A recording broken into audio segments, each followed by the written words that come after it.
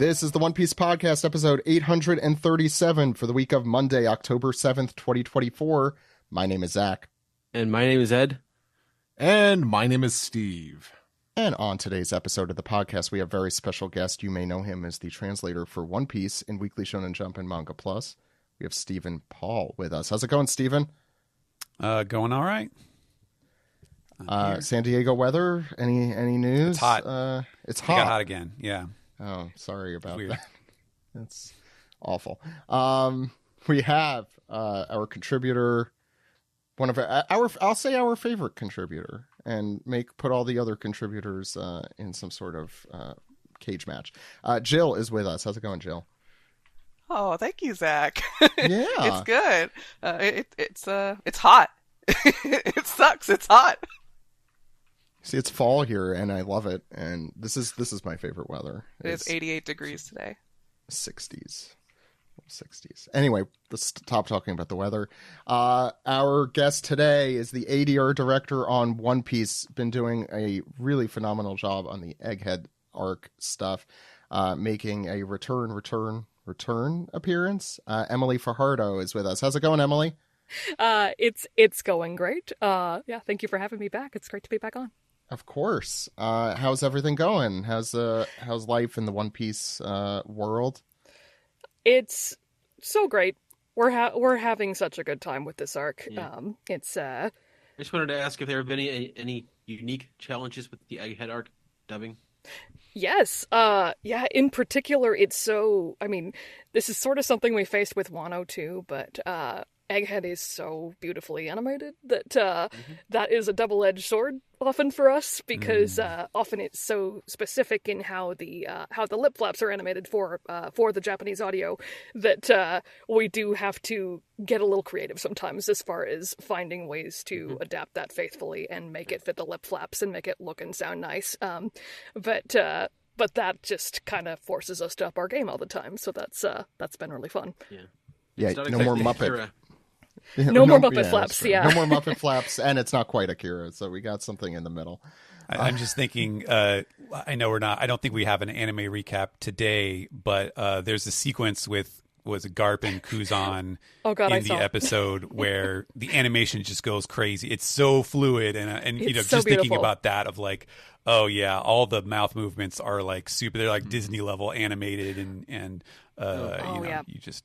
Like, oof, that's got to be tough to. I can't watch it anymore without staring at that and going, okay, we're gonna have our work cut out for us that day. I've been behind on the dub episodes, but I've been catching up. In particular, that one Big Mom mouth flap that was just insanely animated. Yes, I think I rewatched it like 5 times. You guys did a great job with syncing up English words to that. So thank you. That was yeah, Anthony directed that one, and they did such a great job with that one. No, the script choice was great there too. I did not know how they were going to do that, and I was really impressed with how they pulled that off too.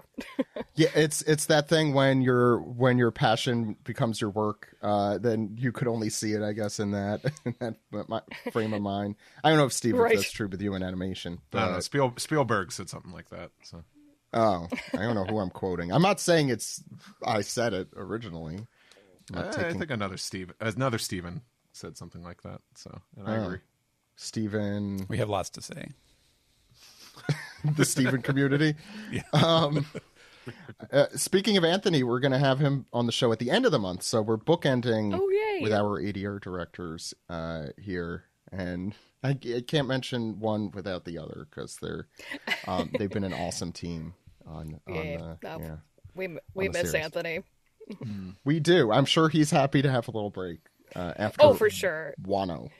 Yeah. No. I think that's. I'm so glad that he's getting to rest after all those years of working on it. But yeah, we do miss him. I miss nerding out with him every day. You know, speaking of, I added some questions to our questionnaire, and I do want to ask you at least one of them. Who is your favorite obscure character in One Piece? Like, super obscure. Favorite super obscure. Or as obscure as you think. Yeah.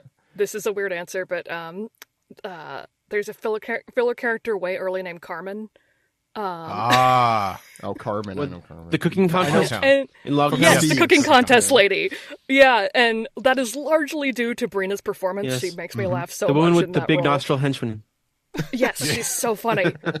There's something about her I really, really love. That's my weird obscure character I love. That's a great choice. That is a really good choice. Daddy the Father would have also been acceptable. Wait, what's the name of that fat marine that Nami kills on Reverse Mountain? Of that what? No, Eric you're getting that mixed up with Whirlwind? Eric. That's Eric. Oh, there was a different fat marine. That was like the big bad that wasn't that interesting. The fillers tend to do that a lot, where they'll make like a Navyman just like the blandest guy, the villain. But, I know who you're Eric talking was- about. I know who you're Yeah. But talking Eric the about. Whirlwind was the one that jumped on the ship and just ruined canon forever.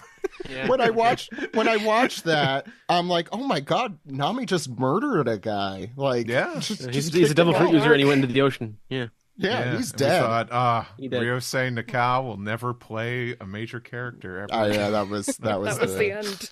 Wow. Okay, let's move back from the obscurity. So we have a good show for you today. We have our chapter 1128 review titled RPG, and that is in Japanese and in English, I have learned.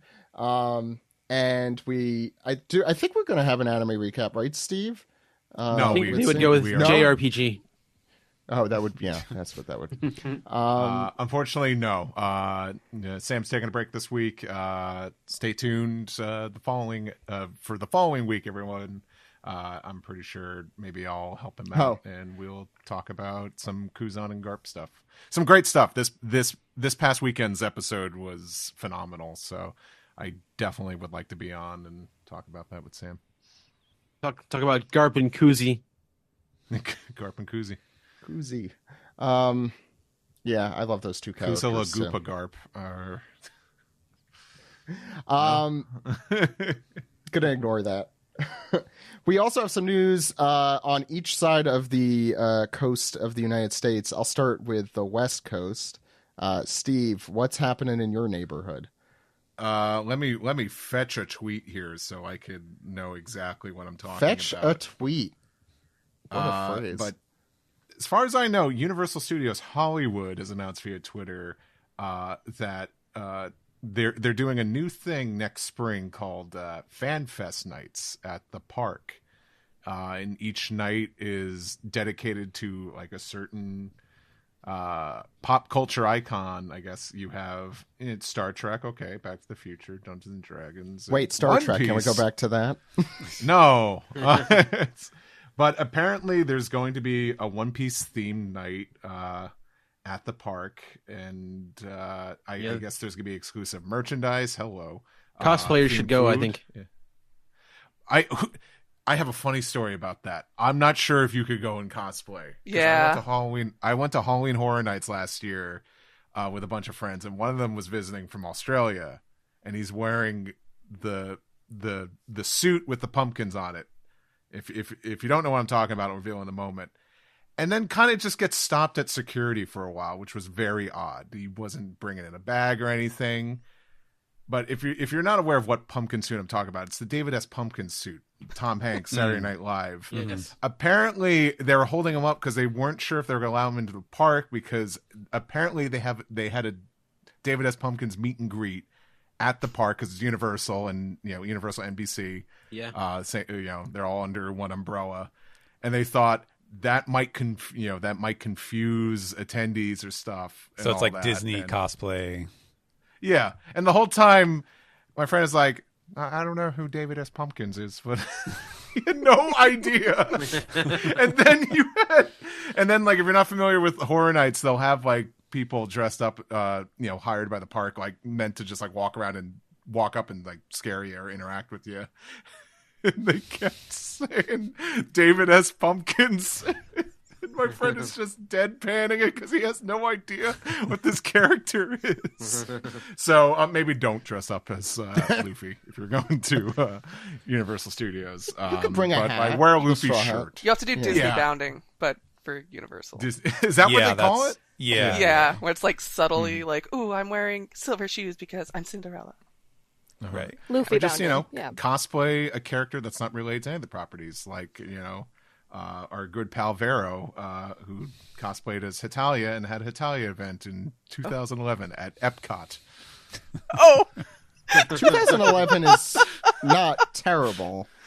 Like, if it's 2021, I'd be having. Yeah, I just like how Star Trek joins One Piece and Jujutsu Kaisen. It's just an interesting. You just really want to talk about Star Trek. Yeah, someone. Alex is in here.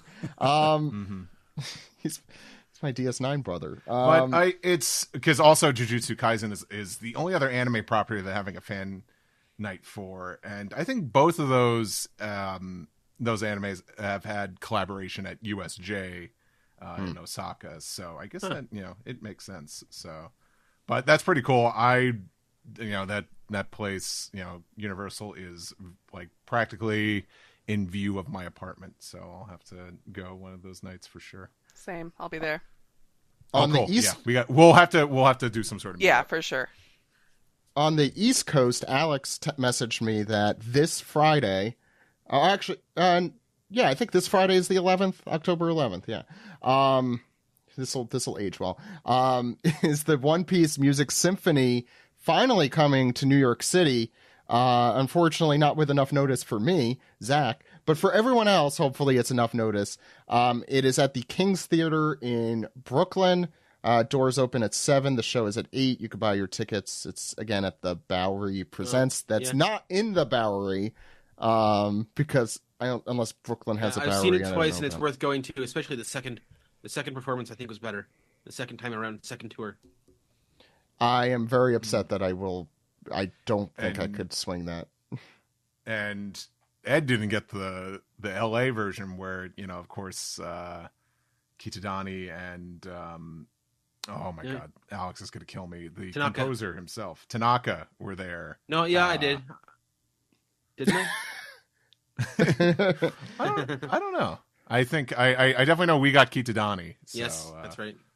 I remember him. Yeah, if you're in the area, I highly recommend. That's in going. Flatbush, by the way, or Prospect Parkish. Like, if you feel like you haven't had a good cry in a while, go see it because it makes me cry. Some of that stuff. I think the Whole Cake Island stuff with Luffy and Sanji that they show. For sure, yeah. That was a good. Just kiss already. Sorry. And in similar news, we were talking about Wano, and Ed had reminded us that the DVDs are coming out, and I think they'll also post the Blu-rays and DVDs, right? Are they still doing their combo pack? Right. Okay. I forget which. I haven't done the physical in a little bit. Season 14, Voyage 1, that's episodes 892 through 903, come out on December 10th. That is, the speed up is happening in physical releases as well. So that is the beginning of Wano, I believe, from 2018, I think. So we're not that far behind there. 6 years. But as we mentioned before, we are like just about caught up, if not caught up at this point. Ascent for all intents and purposes, in the dub, online at Crunchyroll, Microsoft Store, other places, I assume. So please check that out if you haven't. The last bit of news is sad news. We don't really know the full breadth of it, but it's that Kazuki Yao is stepping down, at least for this episode, as his role as Django. The 1121 was the one that just that's the one that just aired, right? Or the one I'm not sure if he can do that voice anymore. We'll see. Yeah, I know we have discussed Frankie. I know Alex has certainly discussed Frankie a lot. Yeah. Yao, to be fair, Yao is someone who screams constantly for a living. Like, I get it, even on like a base level. I think you smoked for years, and that'll help too. And most of his One Piece characters do in fact scream, but you could say that about most pretty much One all of Piece them. characters. That's true. That's true. But more than others, in a series of screaming people, he screams the most. Yeah, I don't know how you would go about finding somebody to voice match him. I would feel this. I would feel the same way if God forbid anything happened with like to Patrick Seitz in our version. He's so distinct, and Yao is so distinct. I have no clue how I would even start with that in that position. But well, have you tried teaching Patrick Japanese? Hey, there. We've got him in the lab now. We're working on it. I'm sure Patrick would be great at that if he wanted to learn the language. I don't know if he does or not. I don't want to speak for him, but I mean, the only time that's happened with the Straw Hat, particularly, I know Jimbei originally was Daisuke Gori for like a couple of episodes, and he Impel passed away, Down. unfortunately. Yeah. Soon after. So we never got that. And then there was also the original voice of Ivankov, who was fired for bullshit reasons. Very bullshit reasons. I also thought upset about that today. Yeah, and I know Chopper and I think Nami's voice actress both had to step aside during their maternity leave. I believe it was like Skypea or something, or at least when they were Robin's giving birth. too at some point. I'd assume. But Robin's voice actress is a little older, I thought, too, right? Comparatively. Yeah, you're right. How good she's been around. Yeah. Evangelion is what pops into my brain. Right. Yeah. I mean, they're all super veteran, renowned voice actors. I think Don is, I think, the new series that Tanaka and the kids and call it Don. Don. Sorry. I'm clearly Zach in touch with today's. Zach talking about a new anime is funny to hear. I watched some new anime, just I haven't watched that yet.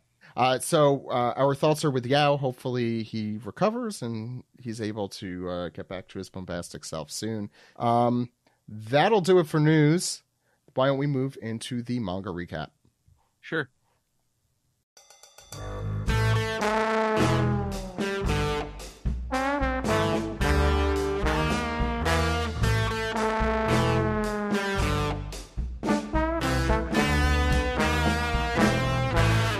This is the manga recap for chapter 1128, RPG. This chapter and all chapters are available at shonenjump.viz.com, mangaplus.shueisha.co.jp, but not on the PS5. Well, maybe. I don't know. Wherever you get your RPGs. Ed, what's going on the cover of Shonen Jump? We have Luffy on the cover of Jump this week in a very sort of impressionistic style, raising his hat with one finger in that classic Luffy pose. The curious Luffy.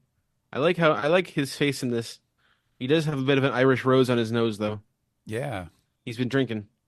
The coloring is amazing on this. I love it. Green in the hat. Yeah. Yeah. This is... he's been doing some of the digital art for Shonen Jump covers. Yeah, and I Luffy remember has gone with a fur-lined coat here, it looks like. And some big... I love it. And some big, like a donkey rope chain, big 80s rapper chain. There's actually a more, if you just go to shonenjump.viz.com, there's a cleaner version as well if you're looking at the cover, the Japanese cover. I think I've said this before. I love any time I see Luffy in, like, pirate regalia, like classic pirate regalia. It kind of looks like he's on a tarot card here. What's with the border here? It's fancy. Yeah, I think if you're confused about the situation, it's that Jujutsu Kaisen just ended and Luffy got out his king's cloak and just to remind everyone.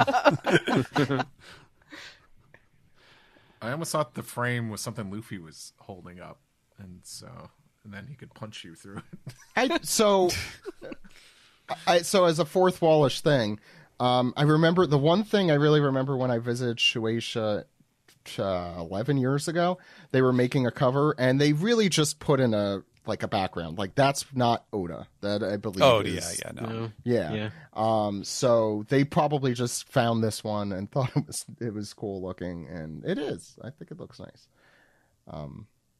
Does make him look like a playing card. Yeah. I really love the color choices in general. Just really inspired. And a classic example of big poofy hat Luffy. Oda really likes to do that sometimes with the giant I like head. big poofy hat. For every for every major Shonen Jump series that ends, his hat only grows larger. I kind of like that you can see like every individual like brush stroke here. And then it kind of different colors a little bit. I like it. I like that. Good job.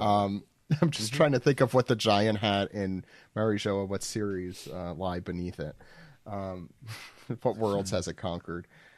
And we have more color works, right? Yes, we do. Yeah. It was my nephew's birthday recently, and I just got him the second Color Walk Compendium. So he'll get to see this in a few years. Nice. He likes those books, yeah. Okay. So yeah, what's going on the color spread? On the color spread, it's based on requests. A couple of different requests. The first one is the Straw Hats having a volcano top barbecue with a dragon from Hibo S. Oda. I guess this implies that Oda has his own little seraphim now. Just a little, a little sort of a dark-skinned fish head with white hair. Okay. With a fish head. Yes. I was about to say, it looks more like a whatchamacallit, the pastry. Taiyaki. Or no, taiyaki. Taiyaki. It's which I owe all of you. It's the Oda caricature, but it's a taiyaki instead. You know? Yeah, so, and there was a second request for the Straw Hats as magicians flying through the sky with black cats from Honey Liquor. That's a dangerous hobby there. Beware of the bees. But, yeah, all the Straw Hats are sort of clinging on to their little Harry Potter Quidditch brooms here, it looks like. They're like bamboo, though. Yeah. It's, I mean, I think Steve and I were talking about it a little, and a few of us on Discord at least. I wonder if it is Harry Potter related, or if it's just like this is how witches look these days. Magicians. Yes. It's a missed opportunity for Zoro not to have 3. Yeah. Wow, yeah. I thought the same thing. Yeah. I do like I wish there was actually a volcano in this.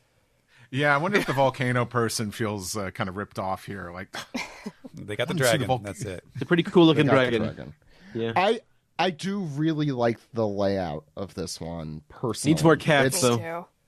It's that like fisheye lensy kind of thing. He's done a bunch of, I feel like, over the last few years.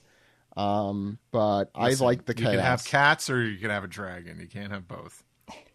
Yeah. Yeah. Ed, did you bring enough dragons for everyone? I like Robin and Brooke being featured prominently, and Chopper. Yeah. Yeah, that's nice. Robin and glasses. That is nice. Robin and glasses, thank you.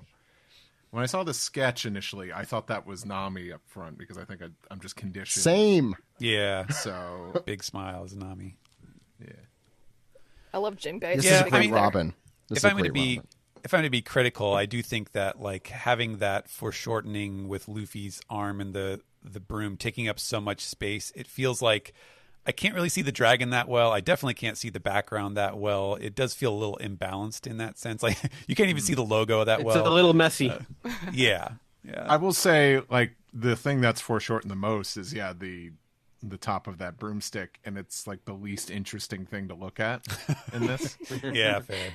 I was like, it is taking up a lot of space, and it's just not all that compelling. I feel like it's a missed opportunity to make that the O in One Piece. Too. Yes. Oh, I was thinking the same thing. Okay, that has immediately ruined this color spread for me. I'm sorry. No, you're right. Someone fix that. I think the way I think of this is I enjoy all of the elements of these, but I agree that it is extremely cluttered. But that feels very par for the course these days. Yeah, it does. It doesn't come together as well as he usually does. Yeah, but I think like each of the elements I really do like. It reminds me of the teacups in the night. Remember, like they were the British one where they're all in the sky drinking tea or something with bulldogs. Maybe I don't remember, some animal. It does remind me of that. I like this one a lot. Any other thoughts on color spread? Frankie's broom is great. I want to see more of the dragon. That is such an Oda dragon. Such an Oda dragon. Yeah, it's very Punk Hazard. Very very derpy looking, I think is the word I would use. Which is fine. It's Oda. Yeah, Ed, what's next? Right, so on the next page, we start with Sanji picking up where we left off, and he says, "This can't be a dream. There wouldn't be any men in it." Sanji knows what he's about. And Nami's Sure like, he does. Nami's like, "What kind of dreams are you having?" And I'm like, "What do you think?" Yeah. Anyway. Then he says, with a heart, "It's time to jump." Ah! And when they jump off, and you hear, "Look out, it crumbled again." And then a voice, who I guess is later revealed to be Zoro, says, "I woke up on the other side of that town and walked toward all the noise to find him finishing off this huge rabbit." And he continues, "You could have beaten that cat lion, Usopp." That's Luffy, I think. Yes. Yeah. And Usopp says, "It woke me up by eating me. I was freaking out." You were freaking out, man. There it is. Yeah. And that's what cats do. They check to see if you're alive every morning, because if not, they will eat you. Oh, Yeah. I don't think my cat's gonna wait for me to be cold. Pretty sure if I sleep in too long, one of these days, Jack's going for it. Yeah. Mm-hmm. Ruins the meal if you let it get cold. We get a full body reveal of Usopp in his poofy directing pants. I was going to say his the same material they use to put over a house when they have to fumigate. His MC Hammer pants. Yeah, his hammer pants. He says, "So here's what I think. In my view, these are Elbaf warrior clothes that we've been dressed in. But there's no way that Elbaf, the land of giants, would have clothes our size." And then we have Nami here getting a feel for the plant life here. And she says, "So are you saying this is Elbaf, but we've been turned into giants? I mean, That'd be way cooler than what's been happening. I don't know. A debate." But she says, "This can't be a real tree." And it is, it's funny looking. But we get this, we got this wide establishing shot here. We get a close up of the gang here. And Zoro says, "I think there were people in town. We got to ask around to get to the bottom of this." It's like, look how huge it is. We'll never reach the sea at this rate. And Luffy with his hand over his eyes, peering off into the distance. He says, "You're right. Let's go." And Sanji, looking like he just took like a deep drag from a cigarette, he says, "If others from the crew are here, it's probably not all of them." Or I think he maybe he's like sniffing or something like that. And Usopp really impressed us, like asks, "How could you tell?" And Sanji says, "Robin's not turning up on the me radar," and he is in fact sniffing. And Nami says, "You're a dog now? Of course. Have you not? Yes, he is. Have you not seen the Egghead anime in recent months?" A dog. Yeah. Oh God, I forgot about that. Sanji's got that dog in him. He's got that dog in him. He's got that dog in him. He's the dog now, man. That works, right? Yeah. Oh yeah. And we're doing them all. Modern reference. Yep. One for every generation. But yeah, we go to this this wide shot I was talking about earlier, and we get like the Lego-esque castle on the right here. We see like the yellow Lego brick road, perhaps. Mm-hmm. We'll find out in like a year or so. Follow the Lego brick road. Yeah. But yeah, like Guard all this toy stuff, but in the center of town looks like an actual like plant or tree, I should say. With It's the Yggdrasil, the world tree. Yes, with big scary Snow White's woods branches on top. But someone says, "Okay, let's go ask for help." And I can only assume it's Luffy saying, "Adventure!" Mm-hmm. Someone else, and this is Usopp probably saying, "Woo!" And I think this is maybe Zoro saying, "Why are you so excited about this? Have you not noticed how freaky this place is?" It's true. And someone also points out, it's like, we're out in the wide open. There isn't even a breeze. And yeah, maybe this was Nami before whining. Saying how freaky this place is. That sounds like a Nami thing, because you have Sanji here saying, "Aw, cheer up, Nami. You've still got me." With a heart. Nami's I wanted to say that. I wanted to say that in the most "Hey, where's my hug?" voice. So. Free hugs. I do think it's funny that Usopp, like at the start, he's like, in my view, these are Elbaf work. Like he's the expert here. He's got to weigh in with his expert opinion on what's going on. He's right, though. I'm the biggest fan of Elbaf, therefore that makes me the most qualified. Oh my he god! He spent some time discussing Elbaf fashion with Yeah, he's the on. He's on. I've visited the Elbaf Reddit a whole bunch of times. He's a regular, yeah. I just wrote down Elaboo, and I'm not happy about it. Nice. Anytime. I love this spread. Before we move on, I really enjoy this one. Great work. Yeah. Okay, now it's me.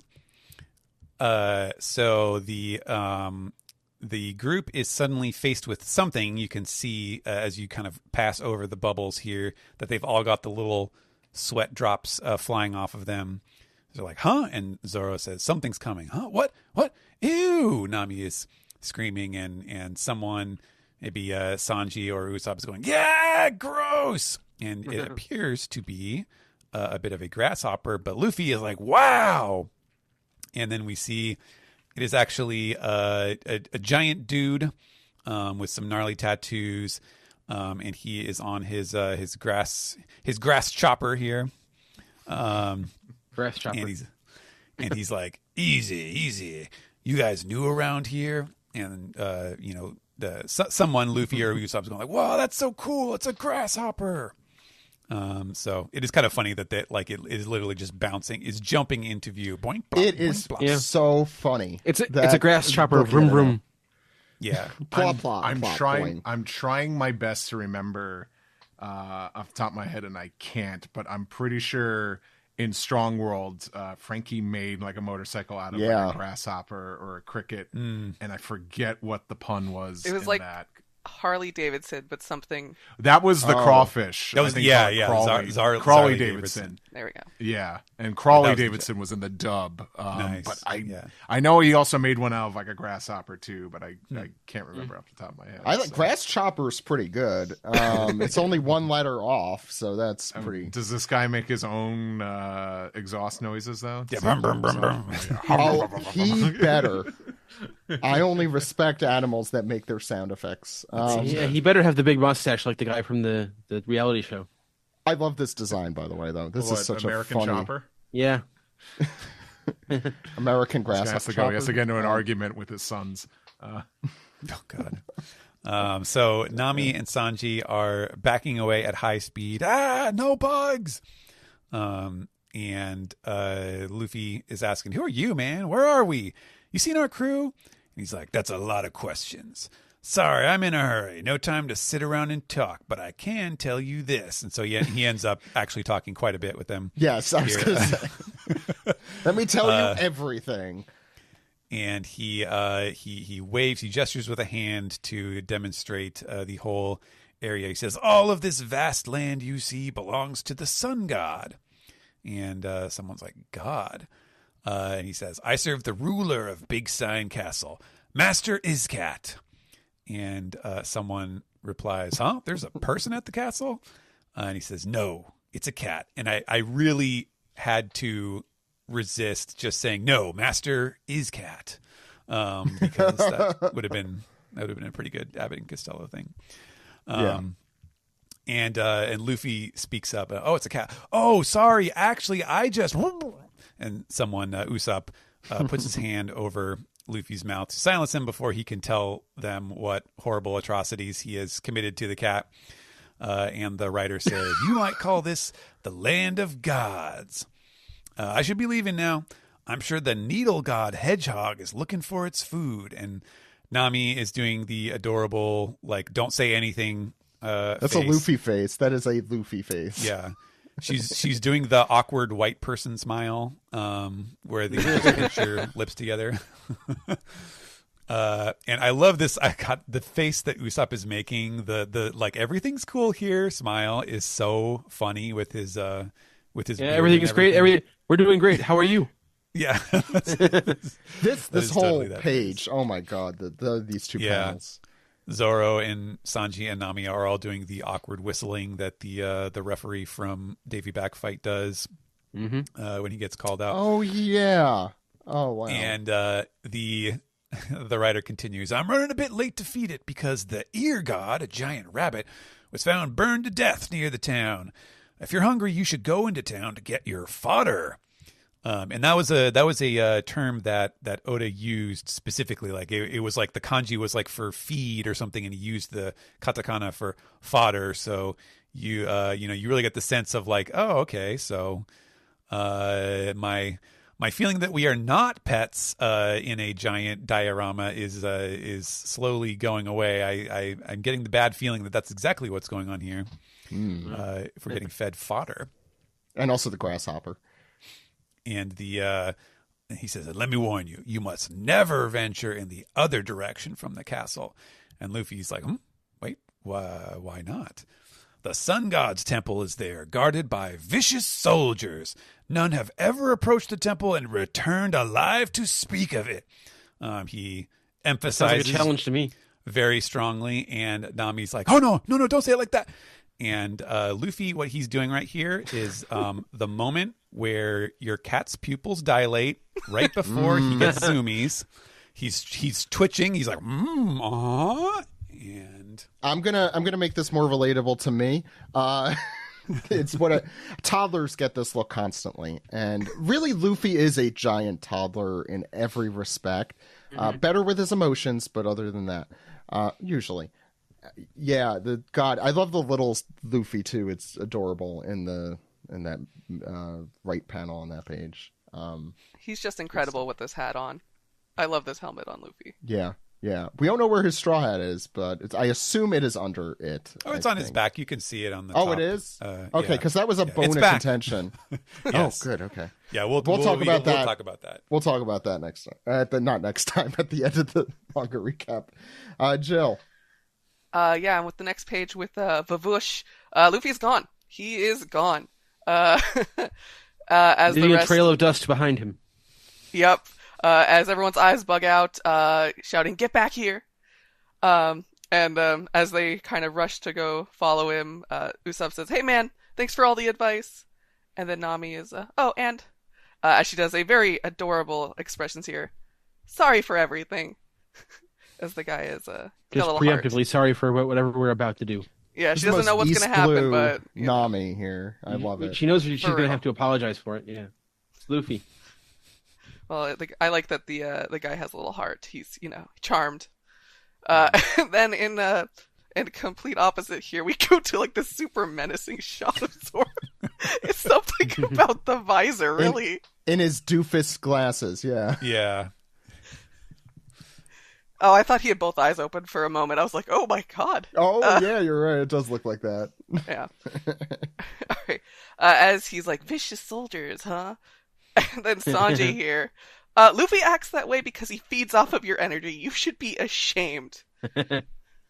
That's true. Luffy and Zoro, one brain cell, really. And this guy, as they're all heading off, this guy notices that, rubble? So clearly... we go to the next page, and... Thanks, Zach. As we go to the next page, we just get a zoom in on Luffy, who's heading off. I smell adventure.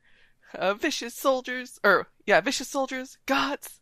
As the rest of the crew is like, wait, Luffy. There's so much space that they have to run across. And we get this cool little mini spread here of different kinds of trees. God, I love all these different kinds of Lego trees. As they're saying, no homes around here. How long does this path go for? Is it just me, or does that castle look like the other? Because they're puffing and wheezing. Theoretically, this is just going a really long way. As Luffy seems to notice something up ahead. Someone's running this way. He's wearing Elbaf clothes too. Whatever, I'll just dodge and run past him. And then in an incredible panel here, Luffy just smashes his face right into a mirror. Is this one of those like developmental stages things where Luffy does not Yes. recognize his reflection Like in a the mirror dog. flying to himself? Like those videos of we put a mirror in the jungle, see how the animals Yeah. react. Yeah. You And see, then Luffy- toddlers can do that, so I actually probably overestimated his. Luffy's done this before. and he shatters the mirror. Luffy gets dumber every arc. Bad luck for Luffy. Garp banned mirrors in the Oh house. dear. Emily. Cover them all up like there's vampires. Yeah. So next panel, we see that this mirror is very, very large. It's there's a huge crack in it from where Luffy has run into it, and the rest of the gang is running up behind him. And someone yells, "What the sky just cracked!" I believe that would be either an Usopp or a Nami. And down the next panel is Zoro yelling, "What just happened?" And Usopp's got a big huh.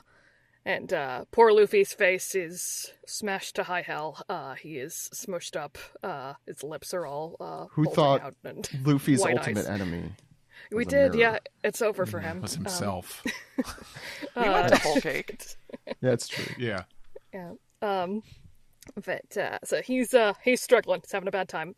And then we see some warriors in the street elsewhere in this area. And someone screams, and another one says, "Look, the sky is splitting over by the temple." But also on the other side, and we see these two Viking-looking fellows in full view, and one says, "What's happening here?" And the other says, "The kingdom is in chaos today." And in the next shot, so we have this shot of Zoro, Sanji, Nami, and Usopp. And someone says, "Huh?" And Sanji says, "So wait." And Nami says, "What does this mean?" And then we see this full view of the room that the Straw Hats are looking into, where you can see there's a big door on the wall that has the big cracked mirror in it. So it seems to be some sort of one-way mirror, where there's a mirror on one side and a window on the other. And Nami says, "This is clearly a giant-sized room." And it is. You can look around and see there's a sewing machine on the table. There's some very large furniture. The Straw Hats are tiny in the window where they're standing in the big crack. Giant-sized Will Ferrell's going to be pissed. Yeah, right. I was thinking that too. Okay. You need a lot of Craggle for this one. And Zoro says, "We're not inside the Elbaf ship, right?" And Usopp says, "Yeah, they had no cabins like this one. What's this netting?" And Sanji says, "If there are giants on the other side, then we're nothing but pets in an enormous cage," confirming everyone's theory. And I believe that is Usopp saying, "Oh no," in response to that. And then there's someone on the table saying, "Hey, what was that noise? Are you on my side? Please come and save me." And somebody reacts, "Hmm?" And on the next page, we see that the person calling out for help is Chopper. And poor little guy is bawling his eyes out. He's crying, and snot coming out of his nose, and drool coming out of his mouth. He's a mess. And he says "Wow, I'm so happy to see you guys." And Nami hugs him and scoops him up. Got a very cute panel here. And she says, "Oh, poor Chopper, you're safe now." And Chopper is full crying little kid after being bullied at school mode, saying, "And I couldn't get a collar off because the metal was too hard, and I thought I was gonna die." And I think that's He's doing the that clip from Workaholics where he's like, "I almost died. I Yep. almost died." Exactly. People use in TikToks and Reels all the time. And Zoro says, "So these are human-sized clothes in a giant's room. Are they supposed to be like doll's clothing?" And Nami says in response to Chopper, saying that he thought he was going to die. She says, "Now you owe me one." Chopper says, "Huh?" Again, very East Blue Nami. And Usopp says, "Hey, you were crying at the start too," to Nami. And then he looks back at the clothes, and says, "Look at these, though. Is this sun god a super delicate artisan or what?" And it does appear that the clothes that they're holding are have these detailed patterns on them, and there's clearly an intricate operation happening here. Yeah, like with the with the sewing machine and the textiles and all the stuff on the previous page. Mm-hmm. Yeah, you can definitely see that this is a craftsman. Yeah, and Luffy from down on the floor is holding one of the big Legos and says, "It's all blocks." And Zoro from up on the table, on the giant table, says, "Yeah, that's what the kingdom was made of. When we roasted that rabbit, the nasty smell it made." And I think it's Sanji completing. I think that is Sanji up there, actually. I think these are both Sanji. Yeah, that is both Sanji, yeah. Getting used to these outfits still. But Sanji says, had to be from the synthetic resin burning along with it. Just look at that. The edges were mirrors that made the scenery seem to go on forever. And Usopp, then in the next shot, we see the door again with the big cracked hole in it. And Usopp says, "Oh, it's see-through," pointing out that you can see the land that they were just in through the window. And Sanji, you see either Sanji or Nami says, "But from this side, it just looks like glass. What is it, some kind of magic mirror?" And Sanji says, "Nami, I called dibs on the next shift cleaning the women's cabot," and she cuts him off and says, "Don't you dare try to install those," and kicks him in the head. And Zoro up next says, "So basically some giant with poor taste decided to build a kingdom of blocks and toss a bunch of humans and animals in to see what happens?" And Usopp says, "Yeah, it's creepy, but does that mean we're already in Elbaf? A giant's house inside the land of giants?" And Luffy is still so excited and says, "Woo, we're here already? All right." And Nami says, "Well, but we don't know that for certain. All we know is that a giant did this." And Chopper says, we need to get outside to be sure. Where's everyone else? Let's get out before the giant comes back. We should go back to town to ask for info, just in case." That one is Usopp. "We should go back to town to ask for info, just in case. This person might be a weirdo, but we want to avoid friction with the giants if at all possible. Got that, Luffy? Don't." He trails off. And our next panel is... It's Ed. Yeah, yes. So there's a big snake as well with a weird hairdo, and Luffy says, "Okay, but can I at least beat this one up?" That's a helmet, I think. Oh yes. Yeah, I could see why you. Yeah. And there's a little rodent on the ground going squee squee, and down there are mice. Are these the temple's soldiers? Like, and a raven overhead as well. And then someone with heels and furry pants starts to walk in, and we hear a yeah, and someone carrying a staff with what appears to be like a sun on top of it, some sort of figurehead. We hear a crash, and I guess is that Usopp saying, "Just finish it off. If the sun god comes back now," you hear the puff puff. I'm not sure what's going on down there on the floor. Is it the mice? That's that's a fire. Smoke from a fire. Yeah. Where there's smoke, there's mice. Yeah. The person with the staff has a quizzical look, makes a quizzical noise, an interrobang, and someone shouts, "That's too much, Luffy." Yeah. So someone on the previous page saying, my fault. I came out of the hearth. Magically. Anyway, then he opens the door, and this is literally the meme, the community meme. With, it's Donald Glover. With his pizzas, yeah. Sorry, that just occurred to me as I'm reading this. That's great. Oh my god, that's what it is. And it's a... Sorry, go ahead. I was saying, I don't know if you're going to read the line again, "What? My sacred temple!" That's what I also say when I walk into my room filled with toys. If I was rich enough to have a Lego room in my house, I would call it the Sacred Temple too. Oh my god, that's where the magic happens. It's the dream. I don't know. It's I'm like that, or like one day, or like a Lionel train set. I'm ready. I'm ready for my old man Lionel train era. it to come. Oh, they have stuff Christmas time where they have those like places where someone makes those intricate Lionel train like cities and stuff. So fucking cool. I'm also ready for... Give me a warm apple cider, and I won't ever want to leave. Dude, I love this. Cottagecore. Dude, we are so old. Just bros being old. And so I fucking love this chaotic panel. This is like Oda using his chaos for good. This is really funny. You have the giant snake mouth, in the foreground, the raven with the skull on top of its head, the goth raven, I don't know what you want to call it, coming in through the bedroom window, and you have the just fire everywhere, and Zoro calmly walking diagonally over the remnants of the table, and Usopp's like, "Oh no, we were caught." Just like the very funny face.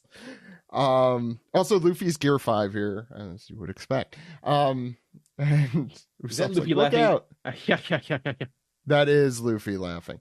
And Usopp's like, "Hey, look out, Luffy. The sun god's back. Let's pretend we weren't doing anything. We gotta run." And someone, I believe the name of that bird that was now incinerated or cut in pieces by what is it? Zoro? What's his name? Says, and then the sun god says, "Mugen!" And Luffy begins a wind-up, and the pitch, Gum Gum Dawn pistol. I'm sorry, the baseball one was a different technique. And we see this was Hilmengarder, which a quick Google search says, I'm sure I'm pronouncing incorrectly. Quick Google search mentioned that is a serpent of the Norse mythology. I'll let Steven, if he has anything else to say about that later. And you have the crew here, Chopper, Usopp, Luffy coming back up here, Zoro, and Sanji missing Nami somewhere here, right? And saying, that giant seems especially huge, and it looks creepy. And Zoro gives a little bit of a death stare as we turn the page, and what do we see, Jill? And right in front of their way, it's Master Iscat, right? That's the one? Yes. So Master Iscat. Is a cat. Is not iScat. That's different. We don't say that. It's Iscat. Skip-a-boodly-bop. As he just gives a big meow, and then gets bonked on the head for being a bad kitty. And Chopper translate for him. It's saying, "I'll get you for this," and Nami doesn't give a shit. Duly noted. Anyway, look at this. As this cat is like meowing to itself angrily. My cat does this. I think he will kill me one day. He's just grumbling. Yeah. I'm like, what is my cat saying? Nothing good. Nothing good. Mm-hmm. So Nami pulls out what looks to be like a big sheet of paper and says, "I didn't find anything worth money, but..." As everyone looks over in shock, Luffy looks adorable right there in that panel. And so does Sanji. Are those the plans to the Block Kingdom? Meaning a map. As Zoro ever, on edge, looks to the side, says, "Here he comes." As we get this, like, awesome shot of the sun god, shouting, "How dare you bring ruin upon my kingdom?" Following behind them, it looks like he has entered the area. He's wearing a giant deer skull. He kind of looks like with that ancient Magus bride. I was thinking the same exact thing. Yeah. Definitely also looks like a theater kid dungeon master. I've met a few of those in my day. As they're running on the cat, hold on tight, folks. If we run straight, we should hit another mirror, break through that and the wall behind it, and we'll be outside. Yes, time to escape. This poor cat running. This is the cat they couldn't fit on the color spread, so he's sad he missed that opportunity, and this is what he's been relegated to. As the rest of the, let's say, citizens shout, "Oh no! The sun god is in a divine fury!" As the sun god menacingly, "You shall not escape."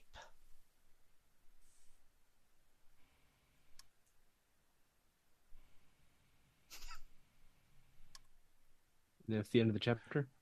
Yep, that's going to do it for... I'm back. Sorry, I was also on mute, too, because I was drawing, so I didn't want to... We'll be back next week with more One Piece. Another piece of One Piece. Thank you. You all It's great. Audio-only podcast, but I love seeing Zach kind of race back into his seat. Brockman here. Eliza was having a crying fit, but of course when I got up, she was fine. Anyway, that'll do it for the chapter 1128. Thoughts, everyone? Emily, I want to start with you. What did you think of this chapter? I loved everything about this. I feel like this is such, like, pure fun mode One Piece, and it's it calls back to a lot of the pre-time skip type of humor. It's I mean, so many of these characters and animals are so much fun. I'm really interested in the specific references to myths and to things like Munin being that's a combination of Odin's two ravens' names, and so we're already calling to mythology in all kinds of interesting ways. And like you guys were talking about with the sun god having that ancient Megasporad type of look, that's a really classic kind of look. It's the it calls back to the kind of the Hearn the Hunter thing within Merry Wives of Windsor, but it's interesting because that type of character usually tends to be like portrayed as stoic and creepy and wandering through the forest and being very intimidating. But this character, while intimidating, does seem to really have a temper, which is interesting to me. It seems a little childish too. Right, exactly, and this setting of them of the Straw Hats and all these other people kind of being treated like toys lends itself to that idea. So I'm curious to see what happens with that if this is like a child playing with toys, if he's imprisoning these upset people. That someone has broken his Lego set. Right, exactly, and that's the energy you get from this ending where he's so angry, and that's an interesting dichotomy with this with his look, because it's such a spooky look, and with that, the legend of Hearn the Hunter being that he a child wearing his mother's Afghan rug. Carrying around a broken broomstick with a thing on top of it. That is his magic staff. Oh, this better just be Will Ferrell, though. It's just like Steve said. If that's going to be the reveal. A very realistically drawn Will Ferrell is underneath that. Yeah, I want it to be ridiculously. I was going to say, it's already a realistic looking it is, elk skull. Mm-hmm. Or, maybe this is a good time to mention this. I think Adil brought up to us internally that in chapter 1096, during the God Valley stuff, you get a guy behind Shanks's whatever, what's his Figurling Garland, and behind is a very similar looking mask / face skull. Mm-hmm. But I'm looking at it; it looks pretty distinctly like a different cattle skull. This looks more moose or deerish. That one looks more cow, I guess. Like it's like the long snout, but just like it looks like pointed horns, but it is an interesting coincidence, I guess. Maybe. Lots of dead animals in this series. This chapter, prime example of that. Yeah, but while they didn't eat the cat, and that's what's important, they instead rode and tortured it psychologically. The joys of owning a cat. They usually torture you psychologically, from what I understand, or enjoy that. So, Emily, do you have a background at all in or interest in Norse mythology? Some, yeah. I've been, like, as we've been kind of getting into Elbaf, I've been looking into some of this stuff, so that's, it's not something that I have really explored before this, but definitely, as somebody who's curious about what's happening here, I've been looking more into it, but, I was reading more about, Hearn the Hunter in particular being the kind of what this type of character design references with the sun god, and things about him are that he like wanders through the forest. He's the keeper of the forest and rattles chains and makes it so that cow's milk turns into blood. Like, so I don't know that that's going to be relevant, or if it's just a cool design, kind of calling back to that archetype. But yeah, I thought that was it's interesting that the sun god has that particular look. There's got to be some sort of meaning to that. My second question for you. Are you going to pull a Wano where everything has to be meticulously pronounced in, I'm going to say Vikingese, covering the Scandinavian? I would say we're going to do our best. Because I was going to say, that's a tall order. Yes, it that is. Would be, I'm not trying to put pressure on you, quite the opposite. I'm trying to relieve you of that responsibility, but I'm sure I'm going to get a hold of my fans out Viking there. sources, and we're going to have a meeting. We'll figure it out. We're going to only cast Scandinavian. Exactly. No, Only Vikings only. Only actual Vikings can voice. Only the Minnesota people from Vikings. Alabama. Yeah. Anything else, Emily, about the chapter? No, I just thought it was really fun and funny, and I love the color spread. I love the concept for it. Yeah, it's nice to see. I mean, I loved Nami's humor in this chapter. I loved seeing shades of old East Blue Nami, like we were saying. And Sanji was funny in this chapter too. I liked him basically calling Zoro a bad influence on Luffy. It's just a good time. I'm excited about where we go. I would say it's a return to form for characters. Like Definitely. Sanji gets to be hornier than usual, I think, in this chapter. Yeah. And, Than usual? What are you talking about? I think he's a lot. I think he's more chivalrous, I would say. Yeah. Well, his It's a little of Between column the A, a lines. little column B. Between the lines. he's got his lady radar. That's Yeah. Radar was an interesting choice. Yeah, Steven, I actually Midar. I actually wanted if you're able to expound on that. The Me radar. Yeah, and it's just Orereda is what he called it. So it's the Sanji radar. It's not as catchy as the Sanjitution. Yeah, that was it. But That's a classic. That was better. Yeah. I love that. That's one of my favorite Chopper Steve gets images. Chopper gets to be a little kid in this one. That was good. Yeah. I mean, I guess Luffy we'll gets talk to be about very more. reckless as usual, but he's doing it in a very funny way. So this is a whole very funny chapter, in my opinion. Ed, do you want to go? Do you want to go through everything else? Yeah, I just love how the characters interact with each other. They're very much like how I remember them. The few characters feel like they haven't changed. Like Luffy's being his sort of reckless self, and it's smelling adventure, and like Zoro here's like, oh, strong soldiers. Sounds like a challenge. I'm gonna go fight him. But so yeah, Luffy getting everyone into trouble, and like Nami comforting Chopper, who is fallen and skinned his knee, is very funny. It's a very cute scene.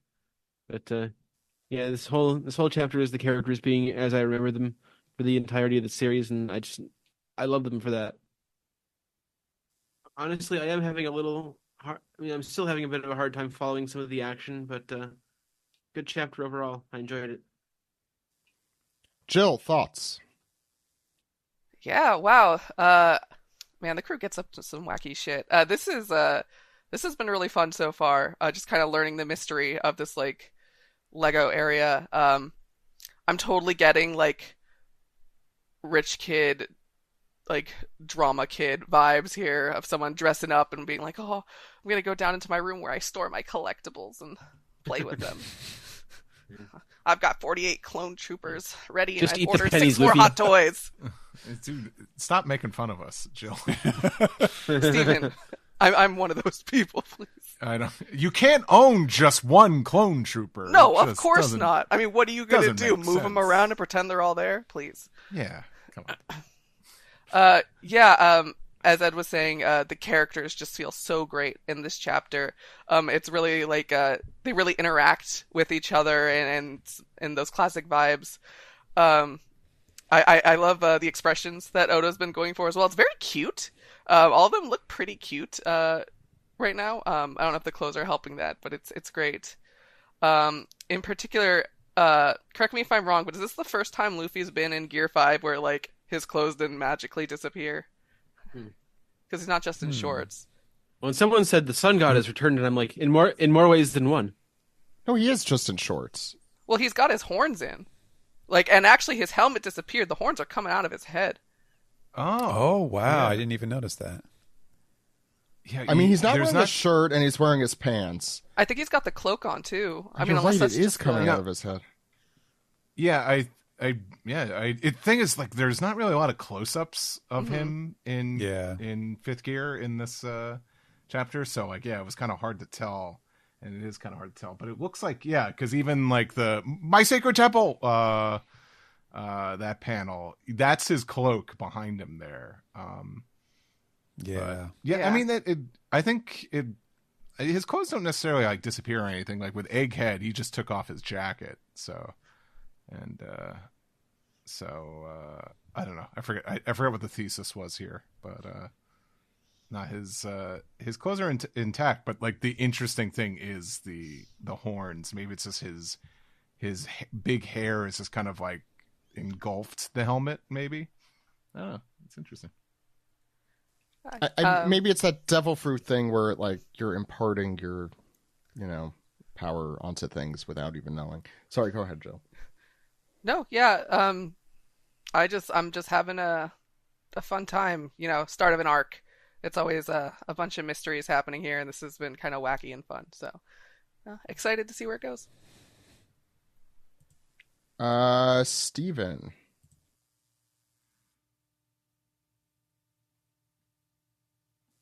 Stephen Paul. Maybe you should have said Stephen Yurko. Yeah. Hey, sorry. You're good. I lost internet for a few minutes there, so I did miss some of the end of the chapter. Did anyone talk about the names of the animals that? Emily talked about them a little bit. Yeah. Right. That Mugin is like a combination of Hugin and Munin, which are Odin's ravens. And then the snake being Hilmengard is a play on Jormungand, the world serpent, but Yoru is night in Japanese and Hiru is day. So Oda just kind of flipped. He just did a pun on it, basically. And so that's, I think, what the word play that he was doing with those, which was fun. I really love this chapter. I think it was I was thinking about this because, in the previous chapter in our recap, there was a lot of contention and discussion about, is this all hallucination? Is this just Oda making lots of mistakes? And if you did listen to the SGS episode that we did last week, I posed that question to Greg, who has been a little bit out of the usual discussion loop for the last couple of weeks. And so he had no idea that there was all of this raging controversy going on about like what's real, what's not, what's intentional, what's a mistake. And so I posed it to him, like, do you think this is all like, are we being misled in some way, like with all of these inconsistencies and stuff? And Greg was like, oh no, that just sounds like new arc syndrome for Oda. Like he just doesn't have all the details straight in his mind, and he's just kind of making stuff up as he goes. And I'll be damned if that isn't pretty much exactly what it turned out to be. Like the missing hat, the axe versus the sword, the Gear 4 versus Gear 3. None of that stuff mattered at all. It was in any way a part of this chapter. I love Sanji's logic. There aren't any women here. How could this be my dream? Yeah. And so it was a lot of fun. It felt like a counterpart to the previous chapter where we got a lot of those kind of upfront questions answered in a way that still provided a ton of hijinks and a ton of fun. Despite all their rage, they were just pets in a cage. I don't like it, but I'll write it down. I don't know if anybody mentioned this too, but apparently, like there's a lot of there's some discussion that I saw in reaction to this chapter where apparently some people think the sun god might be female just because of the boots, which seems a little reductive to me, but Trafalgar Law has worn those boots, my friend. Exactly. Yeah, I don't think that's definitive of anything, but it's something to look forward to, perhaps. An interesting note. This could be something. Again, stop me if this was mentioned before, but when people talk about, perhaps this is Loki, right? Because Loki is like the one character whose name we know that we have not seen yet. There is another Loki in Norse mythology called Utgard Loki, or Utgard's Loki, who is not related to the trickster god, but is a giant who is the master of a castle.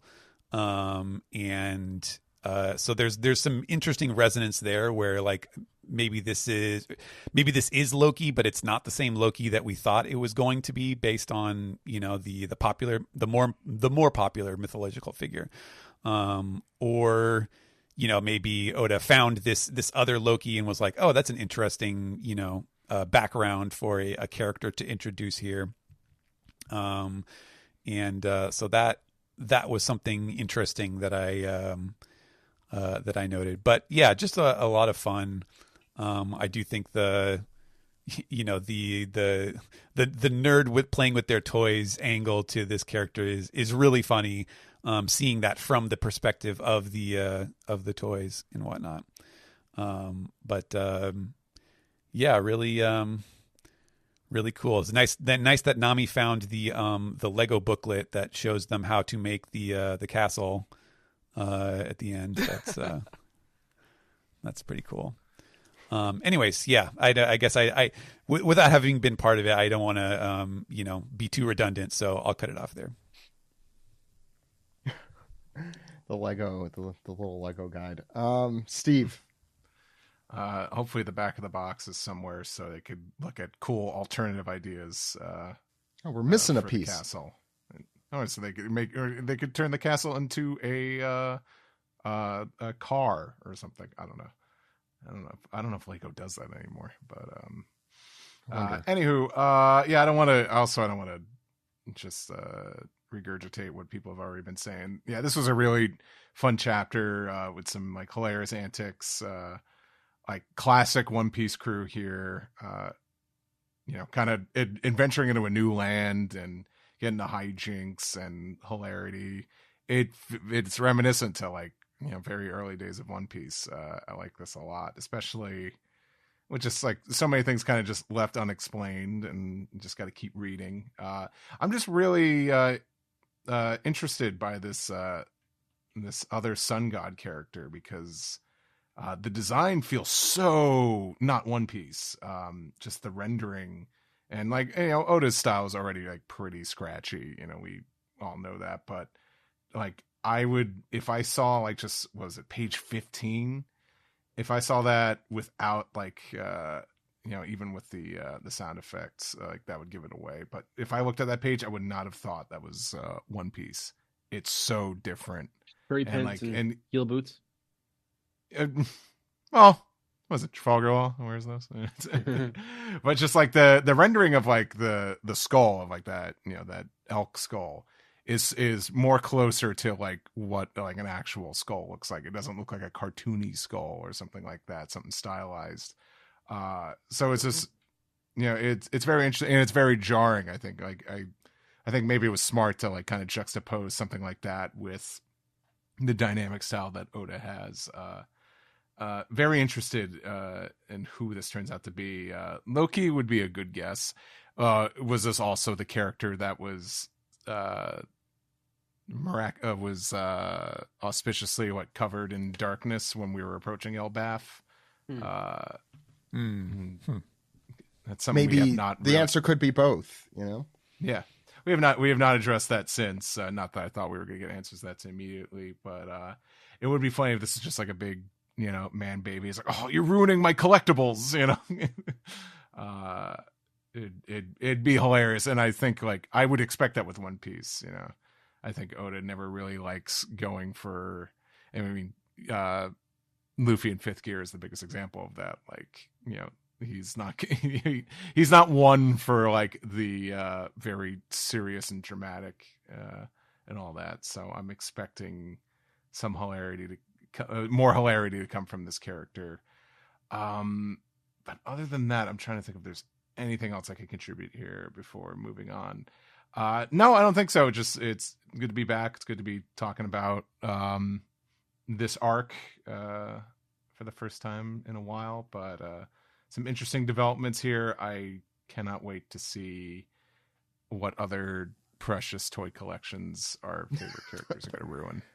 I think I speak for everyone here that we now need some Lego sets to come out of this, at the very least. Yes. And not just this, but I just gotta say, has anyone ever burned a Lego?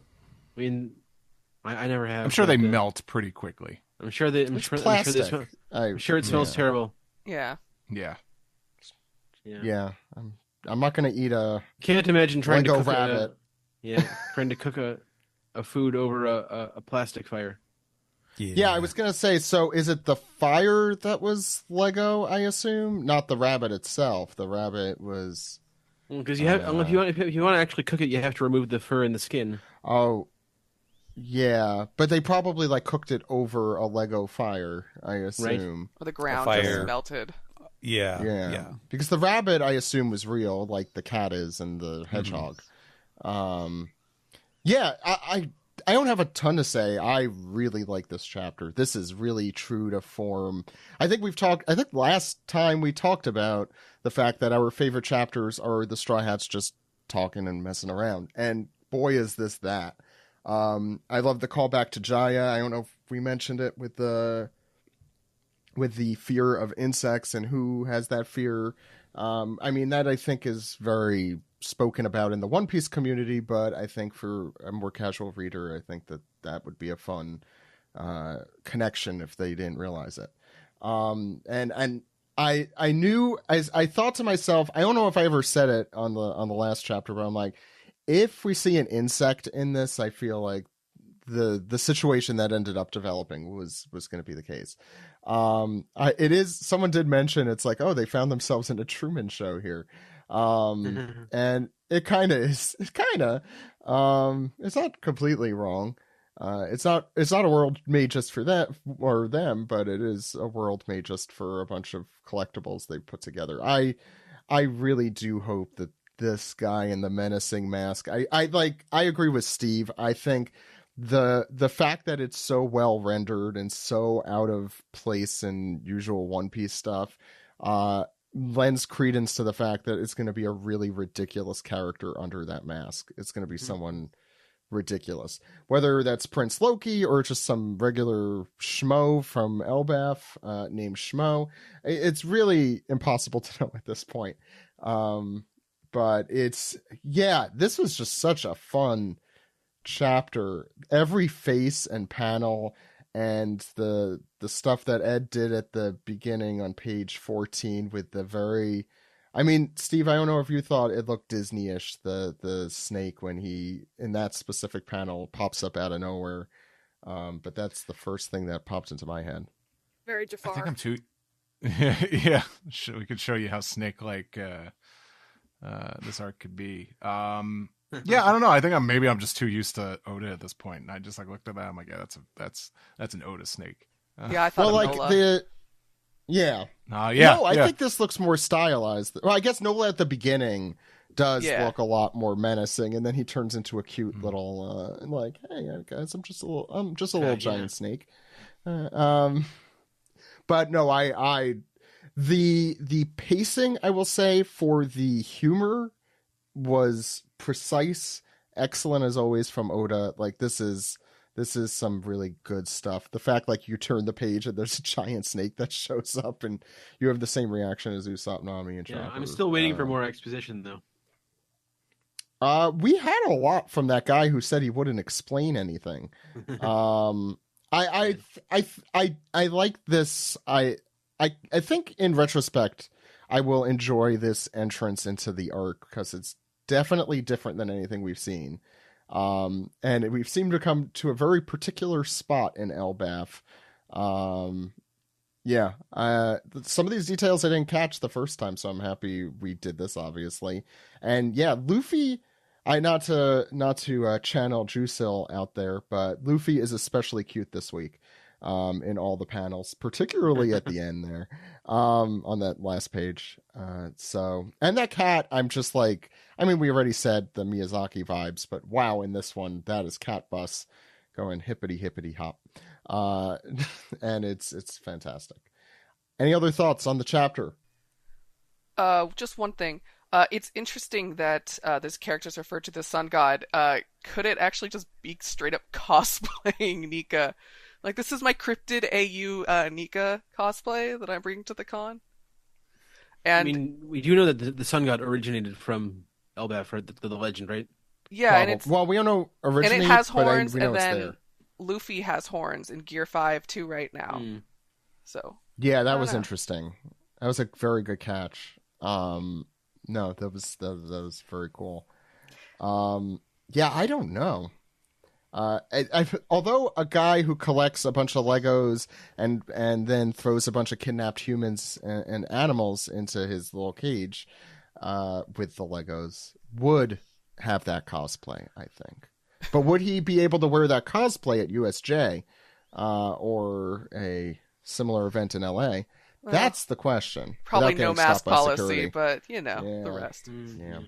Yeah, Hey, I'm just coming in my moose head skeleton. That's not a moose skull.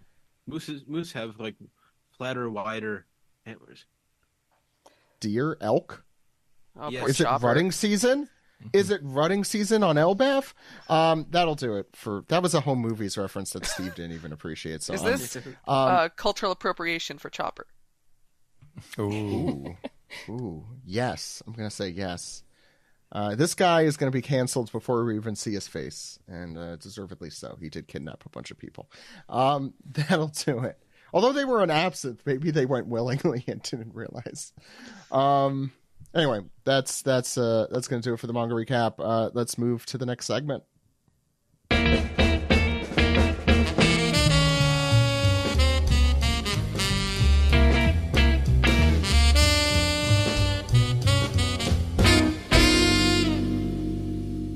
Follow the Lego Brick Road to the Piece Together segment where we take your questions, comments, theories, and decide how much of an Elaboo you actually are. Before we start this segment in earnest, I almost forgot, and I forgot to ask Emily, who had to take off. We are once again doing our famous "When will the arc that we just started end? When will it end already?" Yeah, this was prompted by a fan, Steve, so you cannot blame me. So Steve and Jill are gonna have to do them for this one, so you could percolate as I mentioned. So what do we have already? Yeah, that's where I did 1227. Ed, you did 1175. By the way, we're at 1128 right now. Alex did 1184. Steven here did 1195. Mel, who was on last week, did 1199, and Jammer, who was on last week, did 2 weeks ago. Sorry, these are both 2 weeks ago. 1177. Jill, do you have a number you have in mind? How long was Egghead? How many chapters about? How long was Egghead? 63, I think, something like that. Okay. I'm not 100% sure. I'm just saying that off the top of my head. I'm thinking we're going to get some heavy flashbacks in this arc, so I'm going to do 1203. You're the only other person who agrees so far in the 12s. But let's see what Steve says. Steve. There, what number was today? Oof. Steve is muted, so... Oh, no, he isn't. There he is. No. He was just thinking very quietly. There it is. There. There's that Foley work. Those are the vowels.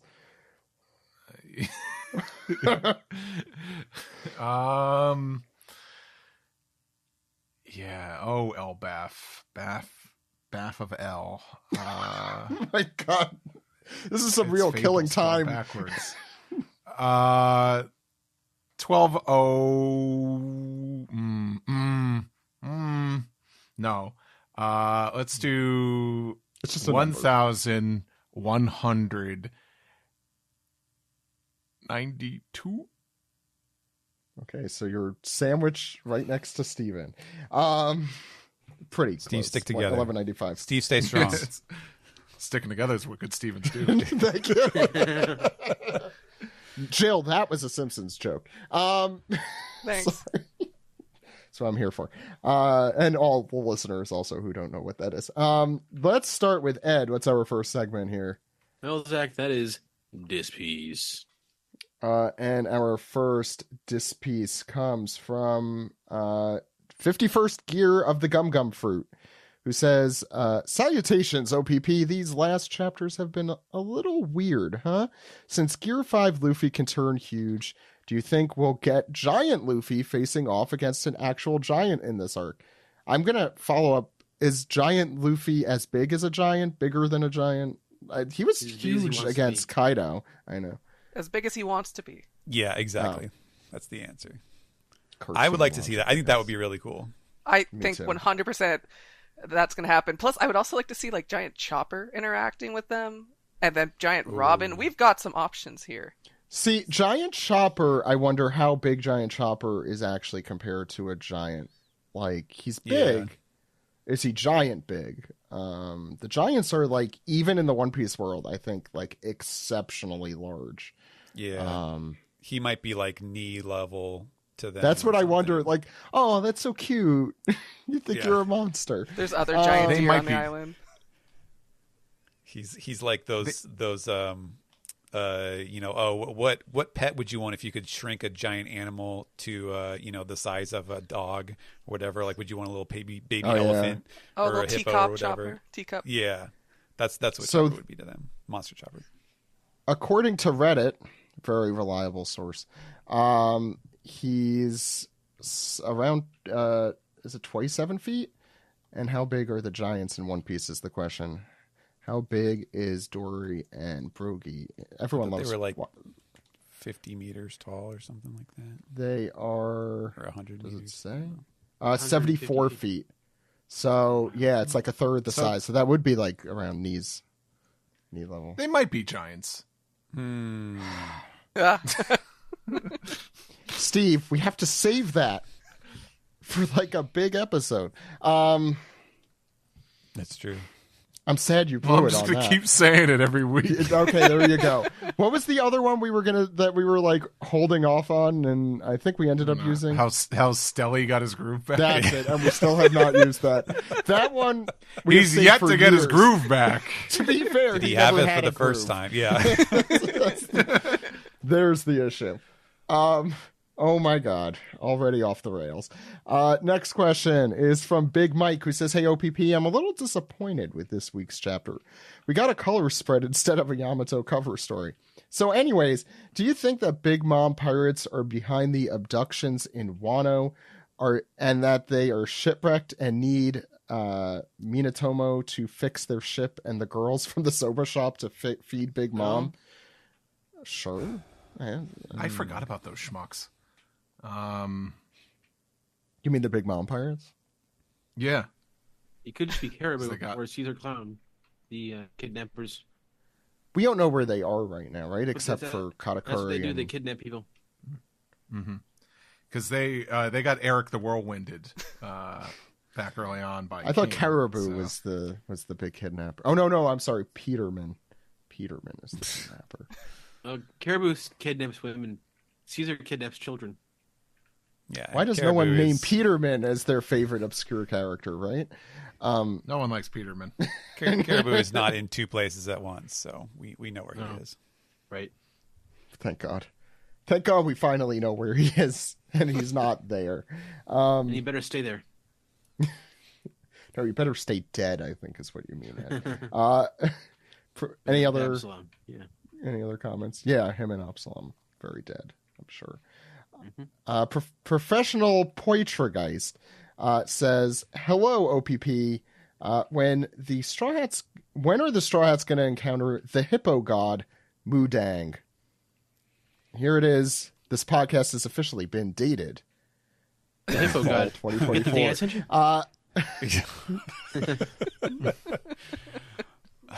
I was the guy, okay, like 3 days into that, I was the Norman Rockwell guy standing up and saying, I don't need to see the little hippo anymore. So you already had Fiona, the other little hippo, the other famous hippo. Is that who that is? And no one's talking about the fact. Yeah. No, go ahead. Sorry. Norman Rockwell is the guy with the newspaper standing up in the courtroom.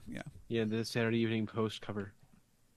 You know, it's getting to the point where sometimes, like, if I'm scrolling too fast through my social media feed and someone posts that meme, I sometimes I get a jump scare thinking it's Willem Dafoe. I see it, and you're right. I have a related story that I'm not going to mention. Hey, Mudang, adorable, but you know, it's like how many times are you gonna bite that knee? Come on, kid.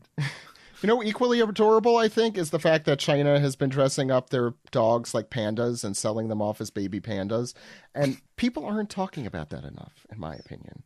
I haven't seen that. Panda dogs. Pandas don't look like pandas on film. To be fair, they don't. Take a picture. Anyway, next question. Hopefully we won't continue dating this. Dracula's hired Slayer says, hello, Mata. Hello, Fada. Here I am at Disgranada. Which I believe you made that joke literally on the most recent ProZD.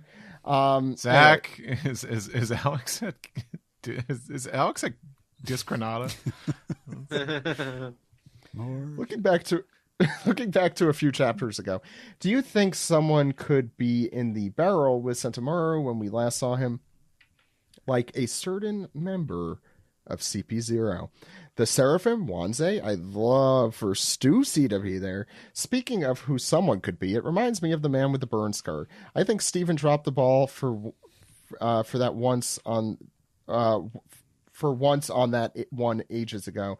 I think it was actually supposed to be the man with the burn scar. Now we just need to be on the lookout for someone carrying a limo with him. No, they're saying Boo Earns. Might be whoever gave the Roger Pirates that egg. That question went a lot of different places. I am completely lost. So far lost. Is it the car that Burns wins at the baseball game? And here come the pretzels. That is such a good gag. I forgot about that. That was the reason. That's great. Reverse. It was a dark day for baseball. It's a dark day for baseball. We are talking way more about baseball this week, on and off air. Zach, we did that off air. I said on and off air. Reverse Girder. That's how I'm pronouncing that. Hey, OPP, my house is also ruled by a cat. Am I in a big Truman show? Should I be finding grasshopper bikes? And does that dude they met in the Land of Gods remind anyone else of Duvall's number 2 in the Rosie Life Riders? Yes, to that one. Maybe it's just that he is also riding an animal like a motorcycle. Probably yes to both. Yeah, Oda has the style for motorcycle riders. And I'll ask fellow cat owners here, not fellow cat, the cat owners here. Do you think you're living in a Truman Show that the cat is in charge of? Well, we had to make an actual jail cell wall for my cat because he eats everything in sight, so he's no longer even allowed in half of our home. So I think he's not the ruler currently. Nice. Maybe he's the one in a Truman Show. Maybe you're locked in there with him. I think you're right. in Soviet Russia, you're no. Next one comes from Wisdom Pythagoras, who says, "Hey, OPP, what are the odds that Kid and his crew were also abducted from sea and placed in this plastic RPG hellscape by the quote-unquote sun god? Would it be funny to see him frustrated at how powerless he is when everything is made of Legos?" That's pretty good. That is good, actually. Yeah. But Kid is dead, so that's really neither here nor there. He was, what was it, obliterated? Whatever the word I used for, He was defeated in all senses of the term. Cram Stoker presents Filler Bark says, "Ahoy, OPP, banger chapter as always. Looks like we were in a toy house after all. Simple question this week. Why must the two sun gods fight? Is Luffy fighting himself? I hope he finds peace and stops beating himself up. Have a good week. Did we mention that this week? I know we mentioned it last time. The sun god thing is a little bit interesting. I feel like that is probably a title this guy gave himself. Like, call me the sun god. Right. It's like, I'm the conductor when I go into my train room. Yeah. With the little hat on. Kid playing a Steve, character. let's get those Lionel trains together. Yes. We're doing it. Piece. Sorry, I was just gonna say. I mean, the sun, also like with the sort of the ornamental sun staff thing that he's carrying around. That could just be like, oh yeah, if I have this, then I am the sun god to all of my subjects here. Mm-hmm. Any other comments? Okay. Nope. Last one, Felix Storm, the Pirate says, ahoy, OPP. How long will the phony giant sun god last against the genuine article? Gear 5 Luffy. They didn't even fight there. They just hightailed it. Mm-hmm. Yeah. I don't think they which is actually surprising. Yeah, well, and Luffy's back to regular form on the cat, so... He's giving it a hug. Or holding on for dear life. Both. Yeah. I mean, there's the other panel where he's looking at, like, towards Usopp or towards Nami, and he looks fine there, but, you know, in other recent Gear 5 scenes, he does the whole, like, dying, saggy Luffy thing when he's it was only for, like, a couple minutes as far as we know. Like, it probably wasn't that long. And it doesn't look like he took any damage. Right.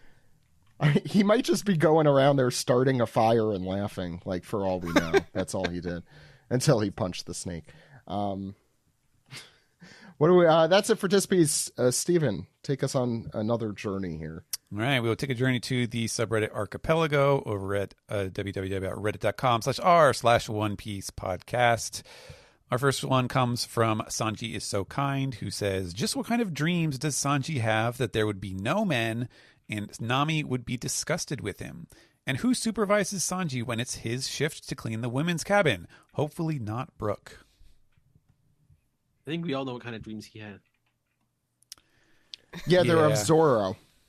We've been over this many times. Yeah.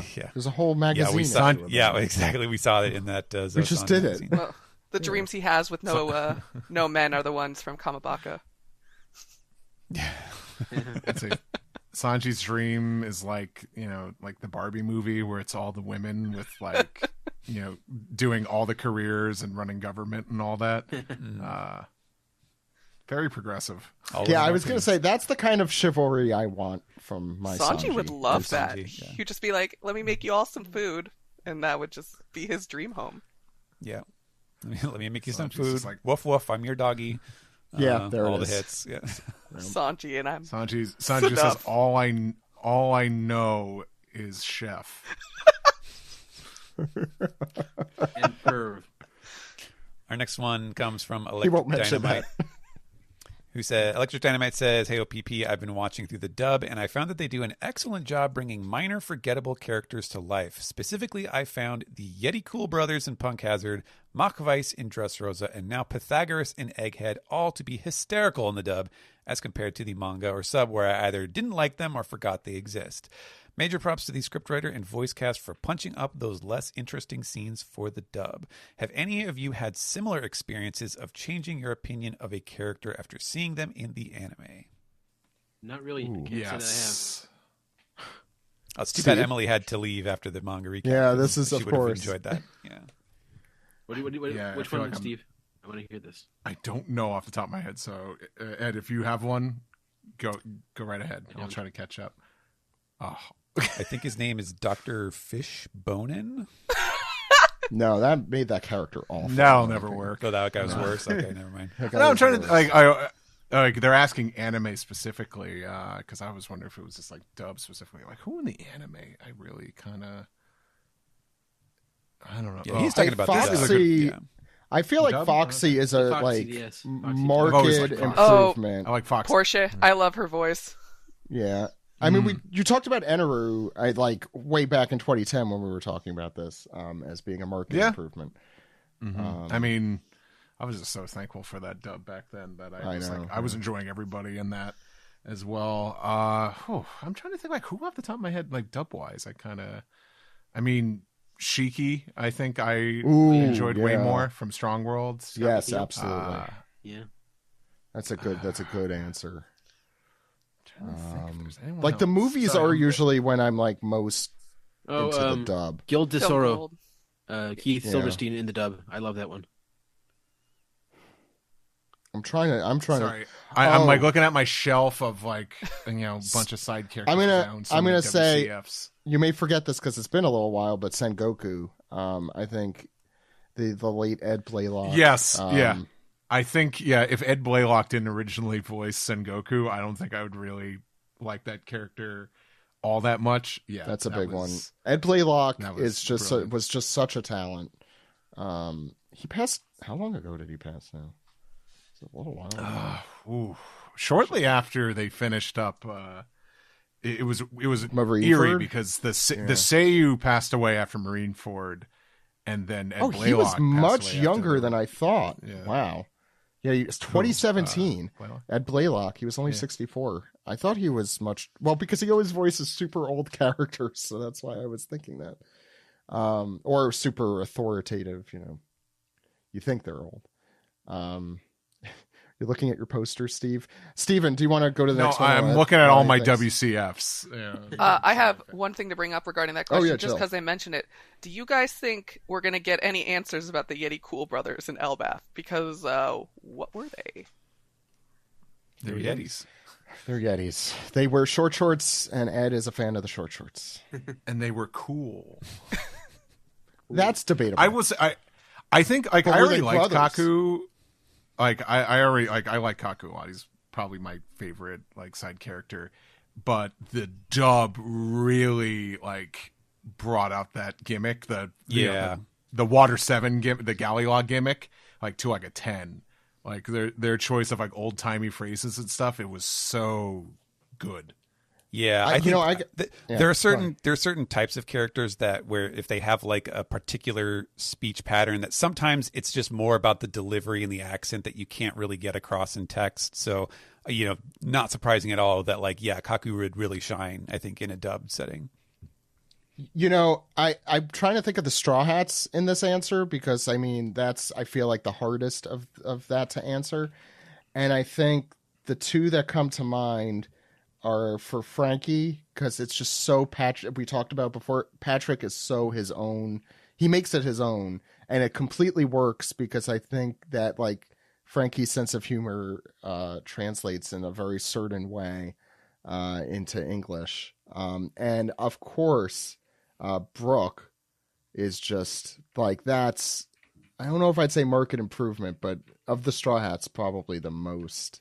Of an improvement. Ian has some insane line reads. He's incredible. I think also mentioned the original Blackbeard dub voice Cole Brown made me really like Blackbeard. He it was because he had the southern drawl. The man clearly had a southern accent, but it just worked with Blackbeard. It was so good. It's a shame is another voice actor that unfortunately passed away. He was amazing. Loved his Blackbeard. All right, let's continue on to Chicken 008, who says the oddities continue. Why didn't Luffy become old after using Gear 5? And is Sanji using hockey to sniff for Robin?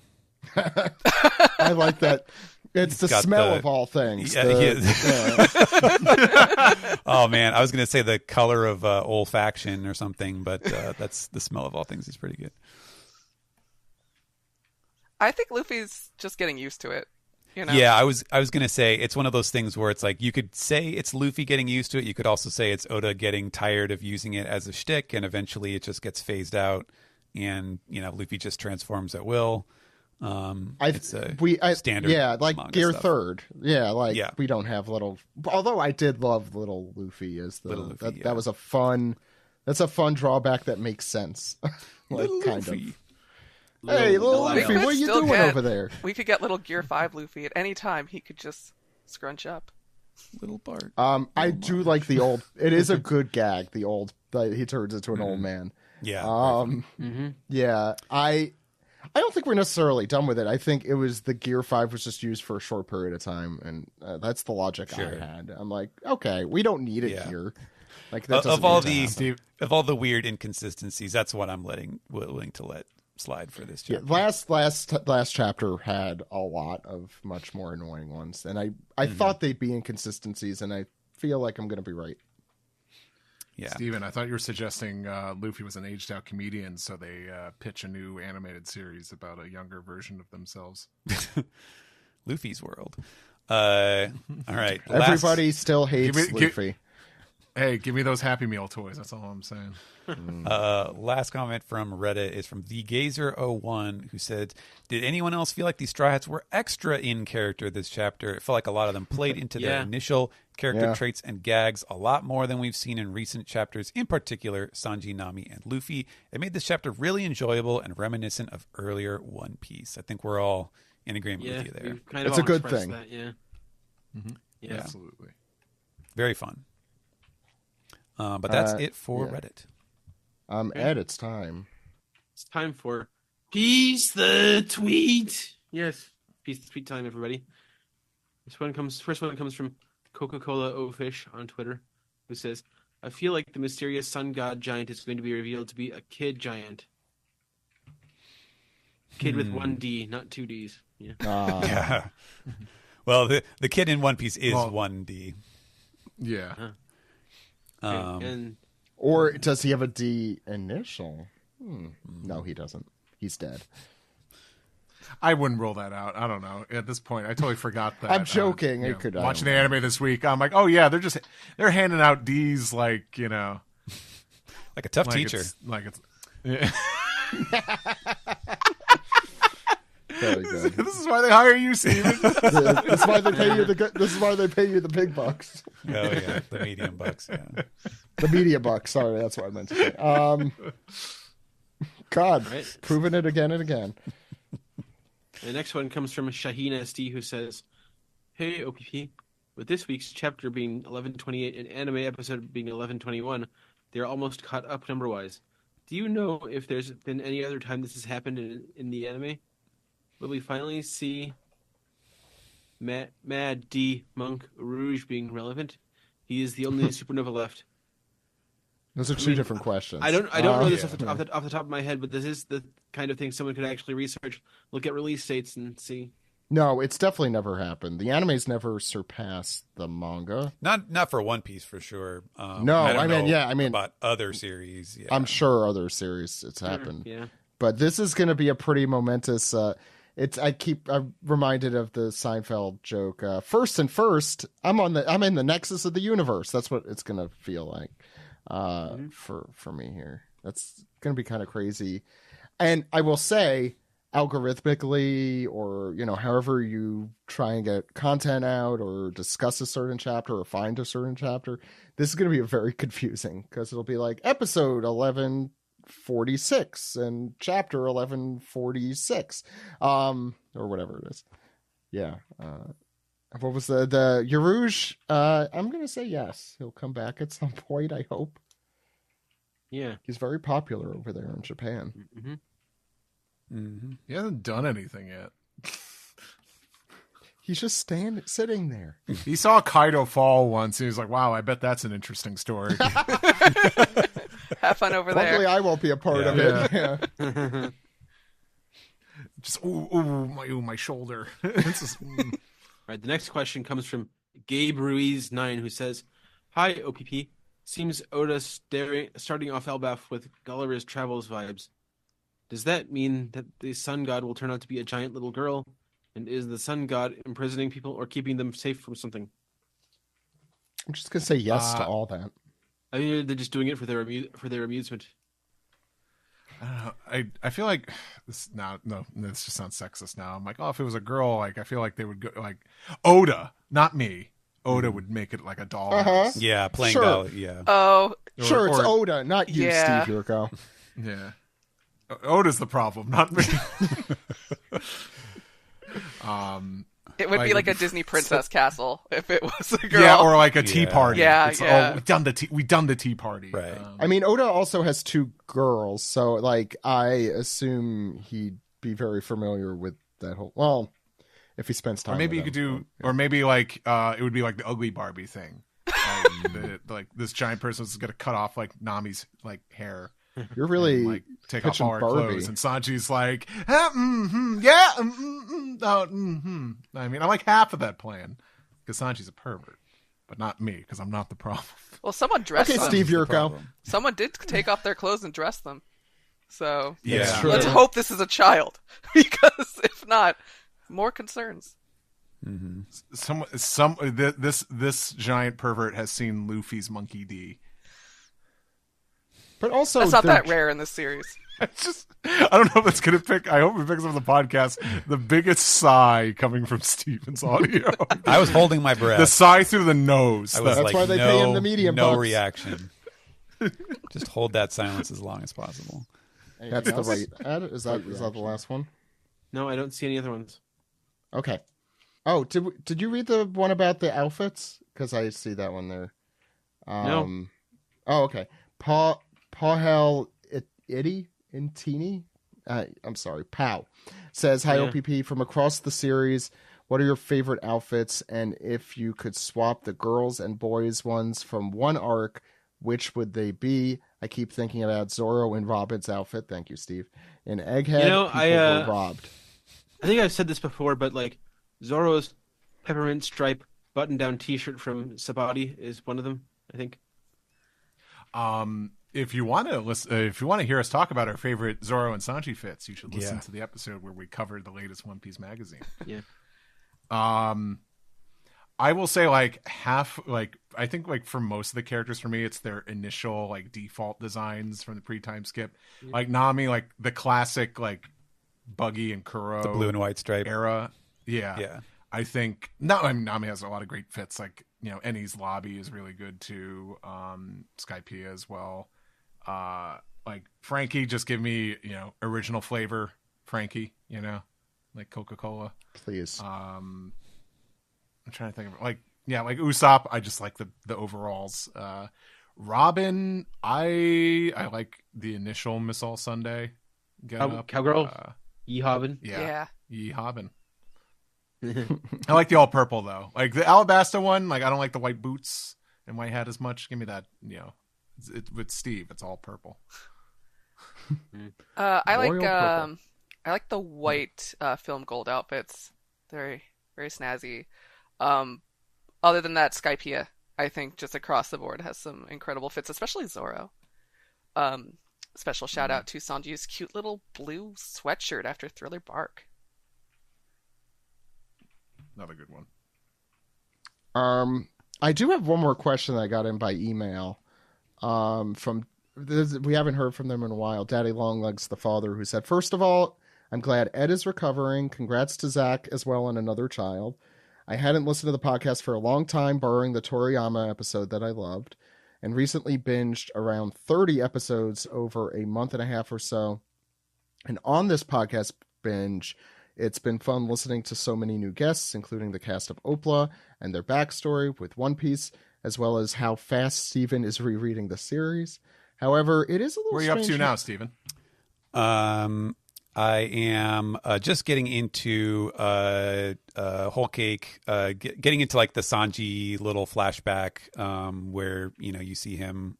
Iron Mask. Yeah, in the Iron Mask, the first time you see his little flashback. Uh-huh. Cool. Sorry, derail. Go ahead, Yep. Zach. No, you're good. You are far. However, it's a little strange how often Zach reminds us that he's colorblind. Seriously, it's more than you would think. So that brings us to the trivia segment this week. Zach has to go back and forth. I'm reading this for the first time, by the way.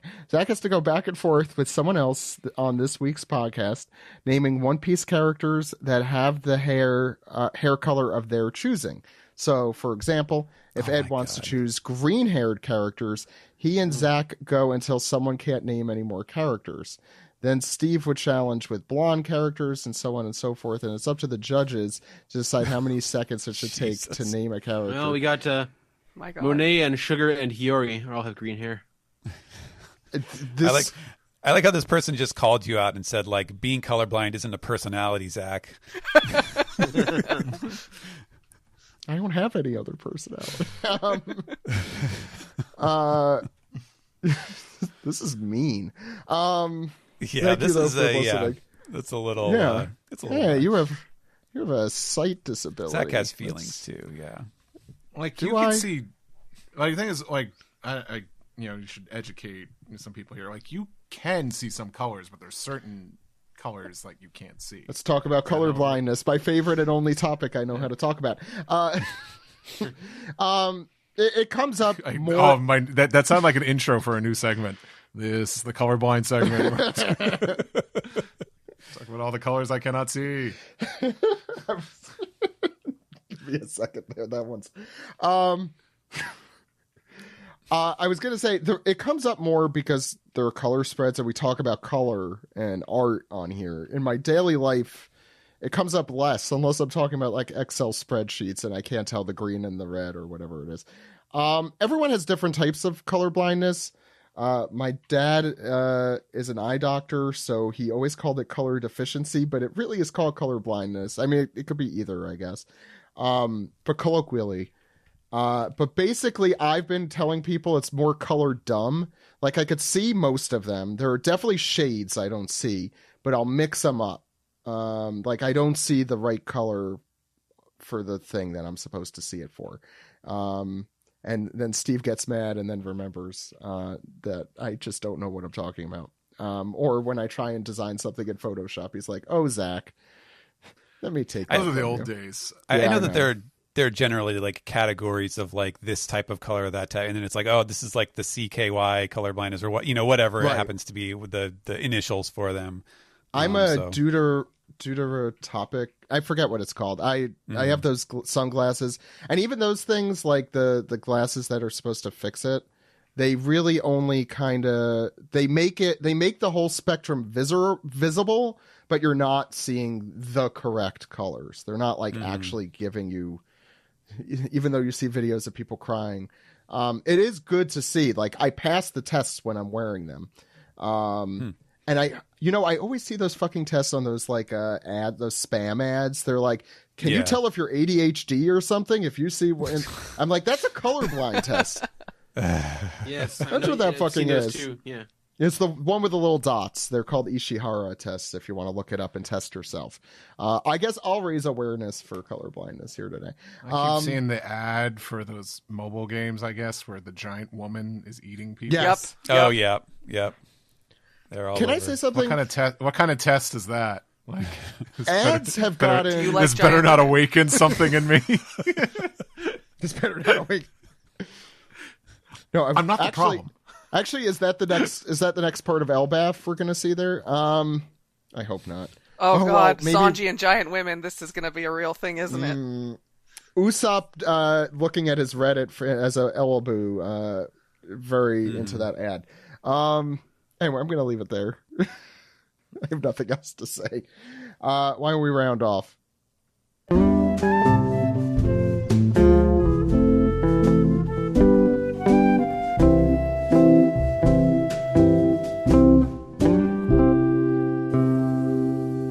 This has been the One Piece Podcast, episode 837 for October 7th, 2024. Thanks, everyone, for another fun episode. This one felt like it almost felt like a true return to form, like the manga was. We got Jill here. I think it automatically, makes me feel like I'm back in 2016, East Blue 17, Saga, clearly. 15. East Blue Saga. That's it. It's East Blue good, Saga. always good having Jill on. Love to have you Yes. here. Absolutely. Any more compliments for Jill? Okay, no. I think Jill is good. Neat. Thanks. Thank you, Steve. That's great. Next week, we have on the show Skull Mandible Cohen is back on. Oh, nice. Yeah, and Chica, that you may know from our sister podcast, Shoujo Sunday. Double nice. Double nice. So that's going to be a fun one. They will both be on following week. Right now I have Mike Patton and Ken will both be on. we round off the month with Anthony Bowling and Jose Argumedo returning, CNN's own, for his analysis on October 27th of the One Piece chapter. So please enjoy that October surprise. That'll do it. Steven, where can people find you? If you'd like to follow my posting, I am over on Blue Sky right now at stephenpaul.bsky.social. As Steve alluded to during the Piece Together, I am doing a 3-chapter a day reread, and I am in the early stages of Whole Cake Island. In fact, I will peel back the curtain a little bit. I've been taking some screen caps because I was reminded of the existence of Kingbaum, my favorite character. So I definitely need to show some favorite. Yes, some of my favorite Kingbaum tree puns. So once I collect enough of them, I will definitely make a post about that. I was gonna say, yeah. Awesome. Could you just collect all of them, or would that be too much? Some of them are definitely better than others. I don't care. I don't care if they're good. Actually, they're better if they're bad. You could say you could take or leave them. Yeah. Okay, Steve, you're exactly. Out of here. I correct myself. No, that's awful. Steve, why don't you make like a tree and leaf? Exactly. Yeah. Why don't you say more sappy jokes? I thought it was like get the hell out of here. Why don't you make like a tree and get the fuck out of here? Yeah, go ahead, Steven. Too much? Zach hasn't seen a movie. He's not wrong. Yes, you can also read Akane Banashi and Shoha Shoten on the Viz and Manga Plus apps. Please do follow those series. They're getting real good. And I won't say anything else about that. I was going to say, Stephen, and this is going to be blasphemous for me to say here in particular, but this week's Akane Banashi chapter I thought was better than this week's One Piece chapter.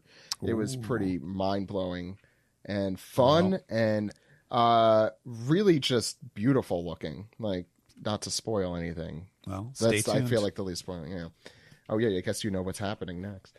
No, I don't want spoilers. Yeah, please check all of that out. Jill. Yeah, you can find me at Pirates Unluck on Twitter and a lot of other social media. And it's only fitting that I was on Chapter RPG because you can also find me in the MMORPG Final Fantasy on the Ultros world under Pyrrha Unluck. So, yeah. When I saw that, I'm like, oh, good, we have Jill on. Of course. I'm like, we need someone. Yeah. We need someone in the RPG. Brodsky wasn't here, and who else is Greg is an RPGer, right? Greg plays Final Fantasy as well. Yeah. Mm-hmm. I gotta say, Nami's dressed up like my characters. I always go Bikini Warrior. Mm. Hey, sorry, I didn't mean to be the only one to go ooh at that, but it was Sanji, not Steven. Yeah, who, we should Sanji be blaming popped out. here. Yeah, Sanji. Steve. You're hey, hello, hi. I have a website, steveyurko.com. Social medias. Steve Yurko is usually my name on there. So Twitter, Blue Sky, Instagram. Go follow me on there. Listen to 4Kids Flashback, the other podcast I do with Tara Sands, covering everything there is to know about 4Kids entertainment. Check out the Let's Play channel I co-host, ProZD Plays Games, over on YouTube. And yeah, that's it.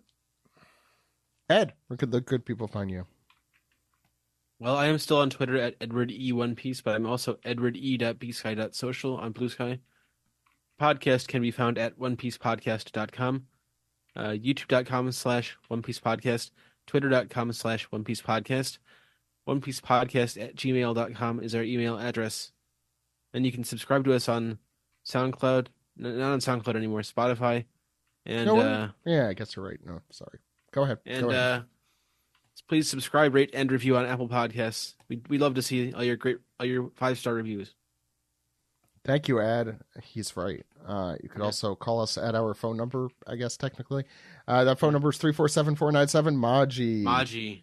Haji. That phone number again, 347-497-6254. Call anytime. Anytime. With your questions, comments, theories. I want to plug a few things for the podcast and myself. First of all, you can check me out at zach.onepiecepodcast.com on Blue Sky. I think, Twitter is a hellscape. Get out of there. And I'm the one saying that, as if that carries any weight. Me, Zach. You could also check us out, please, at Patreon. At patreon.com/OnePiecePodcast. If you want more 4Kids related content from Steve, we have Forced to Watch 4Kids, where Steve and Alex watch through the entire 4Kids dub of One Piece. Recently turned 20 years old. I think I mentioned that on Twitter a couple weeks ago. 20 years old. Did we mention what did I say earlier? How old we are? Just basking in our oldness. It's like, dude, we're so old. Have we lost all of the Generation Zers here? Zoomers. What am I even saying? Please also, I was gonna. Oh, just bros being old. I'm sorry. That's it. Just bros being old. That's it. We're just bros being old. Please also. Oh, also check out. I was thinking with the obsoleteness of our phone number, though, we do have a really nice shirt that Alex made on our TeePublic store with the call anytime and the transponder snail. So check out our TeePublic store. The link is on the One Piece Podcast website. Check out the site, as Ed mentioned, articles, editorials, comics, lots of fun stuff on there. Subscribe on Patreon for alternate art. Oh, yeah, that's important. This week, in particular, I think, was all winners across the board. Very hard to choose this week's image, I'll say. And also, if you want our discussion each week about how we choose the image, interesting or not, you get to listen. So they can't all be winners because I'm not going to draw all of them in one. But there you go. Thank you all so much for listening this week. We will all be back next week. All of you, even if you said you wouldn't be. That's going to be on October 14th for chapter 1129. And we'll see you then, everyone. My name is Zach. My name is Ed. And my name is Steve. Goodbye, everyone. Good night. Goodbye. So long. See you at City Field. We said that off air, Steve. I almost said Shea Stadium. And I was like, nah, I should probably be accurate. I'm like, it would be funny, though, if I did say Shea Stadium.